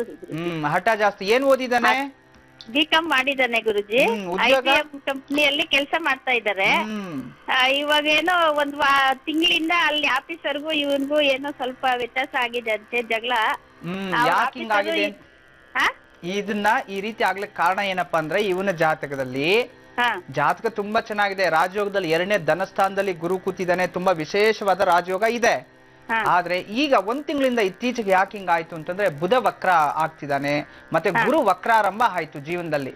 ಧನಸ್ಥಾನದಲ್ಲಿ ಇರ್ತಕ್ಕಂತ ಗುರು ವಕ್ರ ಸ್ಥಾನಕ್ಕೆ ಬಂದಿದ ತಕ್ಷಣ ಈ ರೀತಿ ಆಯ್ತು. ಮೊನ್ನೆ ತಾನೇ ಈಗ ಕುಜ ಬೇರೆ ಪ್ರವೇಶ ಮಾಡಿದ್ದಾನೆ. ಈಗ ಸ್ವಲ್ಪ ಮಟ್ಟಿಗೆ ಉದ್ಯೋಗದಲ್ಲಿ ಸಮಸ್ಯೆ ಆಗತ್ತೆ. ಇದರಿಂದ ಸಣ್ಣ ದೋಷ, ಚಿಂತೆನೆ ಮಾಡೋ ಅವಶ್ಯಕತೆ ಇಲ್ಲ. ಪ್ರತಿ ಶನಿವಾರ ಒಂದು ಶನೇಶ್ವರ ದೇವಸ್ಥಾನದಲ್ಲಿ ಎಳ್ಳೆಣ್ಣೆ ಅಭಿಷೇಕಕ್ಕೆ ಒಂದು 3 ವಾರಗಳ ಕಾಲ ಮಾಡಿಸಿ. ಮತ್ತು ಪ್ರತಿ ಮಂಗಳವಾರ ಹನುಮಂತನಿಗೆ ಒಂದು ಒಡೆ ಮಾಲೆ ತಿಂಗಳಿಗೊಂದ್ಸಲಿ 3 ತಿಂಗಳು ಹಾಕ್ಸಿ. ಉದ್ಯೋಗದಲ್ಲಿ ಯಾವ ಸಮಸ್ಯೆನೂ ಬರೋದಿಲ್ಲ. ಅವನು ಉದ್ಯೋಗದಲ್ಲಿ ಮತ್ತಷ್ಟು ಪ್ರಮೋಷನ್ ಆಗಿ ಪ್ರಗತಿ ಆಗತ್ತೆ. ವಿದೇಶಿಗೆ ಹೋಗೋ ಯೋಗನೂ ಇದೆ. ಮತ್ತೆ ವಿದೇಶಿಗೆ ಹೋಗಿ ಬಂದಿದ ತಕ್ಷಣ ಮದ್ವೆ ಆಗತ್ತೆ. ತಾಯಿ ಒಳ್ಳೇದಾಗ್ಲಿ. ನಮಸ್ತೆ. ವೀಕ್ಷಕರೇ, ಕನಕಪುರ ಇಂದ ನಿರ್ಮಲಾ ಅವರು ಕರೆ ಮಾಡಿದ್ದಾರೆ, ಲೈನ್ ನಲ್ಲಿ ಇದ್ದಾರೆ. ಮಗ ಲೋಹಿತ್ ಬಗ್ಗೆ ಕೇಳಬೇಕು ಅಂತ ಹೇಳ್ತಿದ್ದಾರೆ. ಬನ್ನಿ ಮಾತಾಡ್ಸೋಣ. ಹಲೋ. ಹಲೋ, ನಮಸ್ತೆ ನಿರ್ಮಲಾ ಅವರೇ. ನಮಸ್ತೆ ಮೇಡಮ್. ಹೇಳಿ ಮೇಡಮ್, ಮಗ ಲೋಹಿತ್ ಬಗ್ಗೆ ಕೇಳಬೇಕು. ಲೋಹಿತ್ ಗೌಡ ಮೇಡಮ್. ಹೇಳಿ, ಜನ್ಮ ದಿನಾಂಕ ತಿಳಿಸಿ. 33/3/1998. 98ನೇ ಇಸ್ವಿ. ಸಮಯ ಹೇಳಿ. ಮಧ್ಯಾಹ್ನ 2:45 ಮೇಡಮ್. 2:45. ಜನ್ಮ ರಾಶಿ ನಕ್ಷತ್ರ ಹೇಳಿ. ಇದು ಮೇಷರಾಶಿ, ಭರಣಿ ನಕ್ಷತ್ರ. ಭರಣಿ ನಕ್ಷತ್ರ, ಮೇಷರಾಶಿ ಅಂತ ಹೇಳ್ತಿದ್ರ. ಗುರುಜಿಯವರಿದ್ದಾರೆ ನಿರ್ಮಲಾ ಅವರೇ, ಮಾತಾಡಿ, ನಿಮ್ಮ ಪ್ರಶ್ನೆ ಕೇಳಿ. ನಮಸ್ತೆ ತಾಯಿ. ನಮಸ್ತೆ ಗುರುಜಿ. ಹೇಳಿ. ಇದೇ ಗುರುಜಿ ಫಸ್ಟ್ ನಮಗ್ ಕಾಲ್ ಸಿಕ್ಕಿರೋದು ತುಂಬಾ ಸಂತೋಷ ಆಗ್ತಾ ಇದೆ. ಸರಿ ತಾಯಿ, ಒಳ್ಳೇದಾಗ್ಲಿ. ನಿನ್ ಜೀವನದಲ್ಲೂ ಒಳ್ಳೇದಾಗ್ಲಿ. ನಿಮ್ ಮಗನ್ಗೂ ಸಹ ವಿದ್ಯಾಭ್ಯಾಸದಲ್ಲಿ ಒಳ್ಳೆ ಪ್ರಗತಿ ತರ್ಲಿ ತಾಯಿ. ಆಯ್ತು ಗುರುಜಿ. ಹೇಳಿಮ್ಮ, ಏನ್ ಕೇಳ್ಬೇಕು ಮಗನ್ ಬಗ್ಗೆ? ಅದೇ ನಮ್ ಮಗ ಮುಂದೆ ಈಗ SSLC ಓದ್ತಾ ಇದ್ದಾನೆ ಗುರುಜಿ. ಅವ್ನು ಓದಿನ ಬಗ್ಗೆ ಮತ್ತೆ ಯಾವ್ದು ICS ಸಿಲೆಬಸ್ಸಾ ಸ್ಟೇಟ್ ಸಿಲೆಬಸ್ಸಾ? ಇರ್ಲಿ, ಯಾವ್ದಾದ್ರು ಪರವಾಗಿಲ್ಲ. ಆ ಜಾತಕದಲ್ಲಿ ನೋಡಿ ದುಸ್ಥಾನವನ್ನ ತೋರಿಸ್ತಾ ಇರ್ತಕ್ಕಂಥದ್ದು. ನಿಮ್ಮ ಪ್ರಶ್ನೆಯನ್ನ ಇಟ್ಟಿದ್ರೆ ಖಂಡಿತ ಒಳ್ಳೇದೇ ಆಗತ್ತೆ. ಚಿಂತೆ ಮಾಡೋ ಅವಶ್ಯಕತೆ ಇಲ್ಲ. ಆದ್ರೆ ಜಾತಕದಲ್ಲಿ ಏನಾಗಿದೆ ಅವನಿಗೆ, ವಿದ್ಯಾಸ್ಥಾನದಲ್ಲಿ ಪಂಚಮ ಸ್ಥಾನ ಮತ್ತು ಚತುಸ್ಥಾನದಲ್ಲಿ ರಾಹು ಶನಿ ಕೂತಿರ್ತಕ್ಕಂಥದ್ದು. ಇದರಿಂದ ಏನಾಗ್ತಿದೆ, ಪಾಪ ಓದ್ತಾನೆ, ಸ್ವಲ್ಪ ಮರುವಿರ್ತಕ್ಕಂಥದ್ದು. ಈ ಮರುವಿನಿಂದ ಏನಾಗ್ತಿದೆ, ಲೇಜಿ, ಸ್ವಲ್ಪ ರಾತ್ರಿ ಎಲ್ಲ ಓದಬೇಕು ಅಂತ ಕೂತ್ಕೊಳ್ತಾನೆ. ಮತ್ತೆ ಬೆಳಗ್ಗೆ 5 ಗಂಟೆಗೆ ಓದ್ತೀನಿ ಅಂತಾನೆ. ರಾತ್ರಿ ಇರೋಷ್ಟು ನಾಲೆಜು ಮಾರ್ನಿಂಗ್ ಟೈಮಲ್ಲಿ ಸ್ವಲ್ಪ ಮಂಕತನ ಇರ್ತಕ್ಕಂಥದ್ದು ಇವನ್ ಜಾತಕದಲ್ಲೇ ಬಂದ್ಬಿಟ್ಟಿದೆ. ಅದರಿಂದ ಇವನ್ ಕೈಯಿಂದ ನೀವು ಈಗ್ಲಿಂದಾನೆ ಬೆಳಗ್ಗೆನೆ 6 ಗಂಟೆಗೆ ಎದ್ದು ಮನೆಯಲ್ಲಿ ಒಂದು ಸಣ್ಣದು ಲಿಂಗದ ಮೇಲೆ ಎಡೆ ಇರಬೇಕು ಅಂಥದ್ದೊಂದು ಲಿಂಗ ತಂದಿಟ್ಕೊಂಬಿಡಿ. ಅದಕ್ಕೆ ಡೈಲಿ ಒಂದು 3 ಟೀ ಸ್ಪೂನ್ ಅಷ್ಟು ಹಾಲು ಹಾಕಿ ಅದಕ್ಕೊಂದು ಗಂಧ ಇಟ್ಬಿಟ್ಟು ಅದಕ್ಕೆ ಪೂಜೆ ಮಾಡ್ಬೇಕು. ಅವನು ಒಂದು 1 ನಿಮಿಷ ಅಥವಾ 2 ನಿಮಿಷ ಕಾಲ ಮಾಡಿಸಿ ಸಾಕು. ಈ ರೀತಿ ಒಂದು ಕಂಟಿನ್ಯೂಸ್ ಆಗಿ ಎಕ್ಸಾಮ್ ಆಗೋವರೆಗೂ ಒಂದು 2 ನಿಮಿಷ ಅದಕ್ಕೆ ಟೈಮ್ ಸ್ಪೆಂಡ್ ಮಾಡಕ್ಕೆ ಹೇಳಿ. ಖಂಡಿತವಾಗ್ಲೂ ಅವ್ನ ಮೆಮೊರಿ ಲಾಸ್ ಅನ್ನೋದು ಹೋಗುತ್ತೆ. ಜೀವನದಲ್ಲಿ ಎಜುಕೇಶನ್ ಕಂಪ್ಲೀಟ್ ಮಾಡ್ತಾನೆ. ಇವನು ಜಾತಕದ ಪ್ರಕಾರವಾಗಿ 9ಮ ಸ್ಥಾನದಲ್ಲಿ ಕುಜ ಇರೋದ್ರಿಂದ ಇವನು ಡಾಕ್ಟರ್ ಆಗಬೇಕು ಅಥವಾ ಸೈನ್ಸ್ ಸ್ಟೂಡೆಂಟ್ ಆಗಬೇಕು. ಅಂದ್ರೆ ಇವನು PCMB ಸೈನ್ಸ್ ತಗೊಂಡು ಮುಂದಿನ ದಿನಗಳಲ್ಲಿ ಇವನು ಸಿರಂಜಿಡಿಯವನಾಗೆ ಆಗ್ತಾನೆ. ಡಾಕ್ಟರ್ ಆಗೋ ಯೋಗ ಇದೆ. ಅದಕ್ಕೂ ಸಂಪೂರ್ಣ ಸಿದ್ಧತೆಗಳನ್ನು ನೀವು ಮಾಡ್ಕೊಳ್ಳಿ. ಒಳ್ಳೇದಾಗ್ಲಿ ತಾಯಿ. ಲೋಹಿತ್ಗೂ ಒಳ್ಳೇದಾಗ್ಲಿ, ನಿಮ್ಗೂ ಒಳ್ಳೇದಾಗ್ಲಿ. ನಮಸ್ತೆ. ವೀಕ್ಷಕರೇ, ಬೆಂಗಳೂರಿನಿಂದ ರಾಧಾ ಅವರು ಕರೆ ಮಾಡಿದರೆ ಮಗಳು ಐಶ್ವರ್ಯ ಬಗ್ಗೆ ಕೇಳಬೇಕು ಅಂತ ಹೇಳ್ತಿದ್ದಾರೆ. ಬನ್ನಿ ಮಾತಾಡ್ಸೋಣ. ಹಲೋ. ಹಲೋ, ನಮಸ್ತೆ ರಾಧಾ ಅವರೇ. ನಮಸ್ತೆ ಮೇಡಮ್. ಹೇಳಿಮ್ಮ, ಐಶ್ವರ್ಯ ಬಗ್ಗೆ ಕೇಳಬೇಕು ಅಂತ ಹೇಳಿದ್ರಿ. ಡೇಟ್ ಆಫ್ ಬರ್ತ್ ತಿಳಿಸಿ. 8/1/96. 96ನೇ ಇಸ್ವಿ. ಸಮಯ ಹೇಳಿಮ್ಮ. ಸಮಯ ರಾತ್ರಿ 8:20. 8:20. ಜನ್ಮ ರಾಶಿ ನಕ್ಷತ್ರ ಹೇಳ್ತೀರಾ? ರೋಹಿಣಿ ನಕ್ಷತ್ರ. ಜನ್ಮ ರಾಶಿ ಏನ್ ಗೊತ್ತಿಲ್ಲ ಮೇಡಮ್. ಪರವಾಗಿಲ್ಲ, ಗುರುಜಿ ಅವರು ತಿಳಿಸ್ತಾರೆ. ಮಾತಾಡಿ, ನಿಮ್ಮ ಪ್ರಶ್ನೆ ಕೇಳಿಮ್ಮ. ಆಯ್ತು. ನಮಸ್ತೆ ತಾಯಿ. ನಮಸ್ತೆ ಗುರುಜಿ. ಹೇಳಿಮ್ಮ. ತುಂಬಾ ಸಂತೋಷ ಆಗ್ತಾ ಇದೆ ಗುರುಜಿ. ತುಂಬಾ ಯಾವಾಗ್ಲೂ ಇದೇ ರೀತಿ ಸಂತೋಷವಾಗಿರು ತಾಯಿ. ನಮ್ ಮಗಳ ಬಗ್ಗೆ ಕೇಳ್ಬೇಕಿತ್ತು ಗುರುಜಿ. ಮಗಳು ಏನು ಜನ್ಮ ನಕ್ಷತ್ರ? ಜನ್ಮ ನಕ್ಷತ್ರ ಗೊತ್ತಿಲ್ಲ ಗುರುಜಿ. ಆಶ್ಲೇಷ ನಕ್ಷತ್ರ ಬರ್ಕೊಳ್ಳಿ. ಹಾ. ಆಶ್ಲೇಷ ನಕ್ಷತ್ರ ಕರ್ಕಾಟಕ ರಾಶಿಯಲ್ಲಿ ಪುಷ್ಯ ಮಾಸದಲ್ಲಿ ಹುಟ್ಟಿರ್ತಕ್ಕಂಥದ್ದು. ತುಂಬಾ ಚೆನ್ನಾಗಿದೆ. ಸೋಮವಾರ ಅಲ್ವಾ ಹುಟ್ಟಿದ್ದು? ಹೌದು ಗುರುಜಿ. ತುಂಬಾ ಚೆನ್ನಾಗಿದೆ ಜನ್ಮ ಜಾತಕ. ಕೋಪ ಜಾಸ್ತಿ ಮಗಳಿಗೆ. ತುಂಬಾನೇ ಏನೋ ಒಂದ್ ಸ್ವಲ್ಪ ಪ್ರಾಬ್ಲಮ್ ಗುರುಜಿ, ಅದಕ್ಕೆ ಕೇಳೋದು ಅಂತ. ನನಗೆ ಗೊತ್ತಾಯ್ತು ಜಾತಕದಲ್ಲಿ ಏನ್ ಸಮಸ್ಯೆ ಇದೆ ಅಂತ. ಚಿಂತೆ ಮಾಡ್ಬೇಡಿ, ಇದನ್ನ ನೀವೇ ಸರಿ ಮಾಡ್ಬೋದು. ಆಯ್ತು ಗುರುಜಿ. ಏನೋ ಒಂದ್ ಸ್ವಲ್ಪ ತುಂಬಾ ಏನೋ ಪ್ರಾಬ್ಲಮ್ ಇದೆ ನೋಡಿ ಗುರುಜಿ, ಅದಕ್ಕೋಸ್ಕರ. ನನಗೆ ಗೊತ್ತಾಯ್ತು ಏನ್ ಪ್ರಾಬ್ಲಮ್ ಇದೆ ಅಂತ. ಜಾತಕದಲ್ಲಿ ಮಗು ಹುಟ್ಟಿರ್ತಕ್ಕಂಥದ್ದು ಸಿಂಹ ಲಗ್ನದಲ್ಲಿ ಸಪ್ತಮ ಸ್ಥಾನದಲ್ಲಿ ಶನಿ ಕೂತಿದ್ದಾನೆ. ಸ್ವಲ್ಪ ಎಡವಟ್ಟಿದೆ ಜಾತಕದಲ್ಲಿ. ಚಿಂತೆ ಮಾಡ್ಬೇಡಿ. ಪ್ರತಿ ಶನಿವಾರ ಒಂದು ಬೂದ್ ಕುಂಬಳಕಾಯಿ, ಸಣ್ಣ ಬೂದ್ ಕುಂಬಳಕಾಯಿ ತಗೊಂಡು ಅದನ್ನ ನಿಮ್ ಮನೆಗೆ ಇಳೆ ತೆಗೆದ್ಬಿಟ್ಟು ಎಲ್ಲಾದ್ರೂ ಕಾಲಭೈರವ ದೇವಸ್ಥಾನ ಅಥವಾ ಯಾವ್ದಾದ್ರೂ ಒಂದು ಆಲದ ಮರ ಕೆಳಗಡೆ ಹೋಗಿ ನನ್ನ ಮಗಳಿಗೆ ಒಳ್ಳೆ ಬುದ್ಧಿ ಕೊಡ್ಬೇಕು, ನಾವ್ ಹೇಳ್ದಂಗೆ ಕೇಳ್ಬೇಕು ಅಂತ ಹೇಳಿ ಸಂಕಲ್ಪ ತಗೊಂಡು ಅದ್ರಲ್ಲಿ ಎಳ್ಳೆಣ್ಣೆ ಹಾಕಿ ದೀಪ ಹಚ್ಬಿಟ್ಟು ಬನ್ನಿ. ಒಂದು 16 ವಾರ ಕುಂಬಳಕಾಯಿ ಮೇಲೆ ದೀಪ ಹಚ್ಬೇಕು. 16 ವಾರ ಪ್ರತಿ ದಿನವೂ ಸಹ ಮನೆಯಲ್ಲಿ ಒಂದು 9 ಬಾರಿ ಕಾಲಭೈರವ ಅಷ್ಟ ಓದ್ಕೊಂಬಿಡಿ. ಎಲ್ಲಾ ರೀತಿಯ ಶುಭ ಫಲಗಳು ನಿಮ್ಗೆ ಸಿಗುತ್ತೆ. ಒಳ್ಳೇದಾಗ್ಲಿ ತಾಯಿ. ನಮಸ್ತೆ. ಗುರುಜಿ, ನೇರ ಪ್ರಸಾರ ಕಾರ್ಯಕ್ರಮಕ್ಕೆ ಆಗಮಿಸಿ ಸಾಕಷ್ಟು ಉಪಯುಕ್ತಕರವಾದಂತಹ ಮಾಹಿತಿಯನ್ನು ಒದಗಿಸಿಕೊಟ್ಟಿದ್ದಕ್ಕಾಗಿ ವಂದನೆಗಳು. ಸರ್ವೇ ಜನ ಸುಖನೋ ಭವಂತೋ, ಸಮಸ್ತ ಸನ್ಮಂಗಳಾನಿ ಭವಂತೋ. ಬ್ರಹ್ಮೋಸ್ಮಿ. ವೀಕ್ಷಕರೇ, ಮತ್ತೆ ಭೇಟಿಯಾಗೋಣ ನಾಳೆ ಬೆಳಗ್ಗೆ ಸರಿಯಾಗಿ 7 ಗಂಟೆಗೆ ನಿಮ್ಮ ನೆಚ್ಚಿನ ಓಂಕಾರ ನೇರ ಪ್ರಸಾರ ಕಾರ್ಯಕ್ರಮದಲ್ಲಿ. ಅಲ್ಲಿವರೆಗೂ ವಂದನೆಗಳು.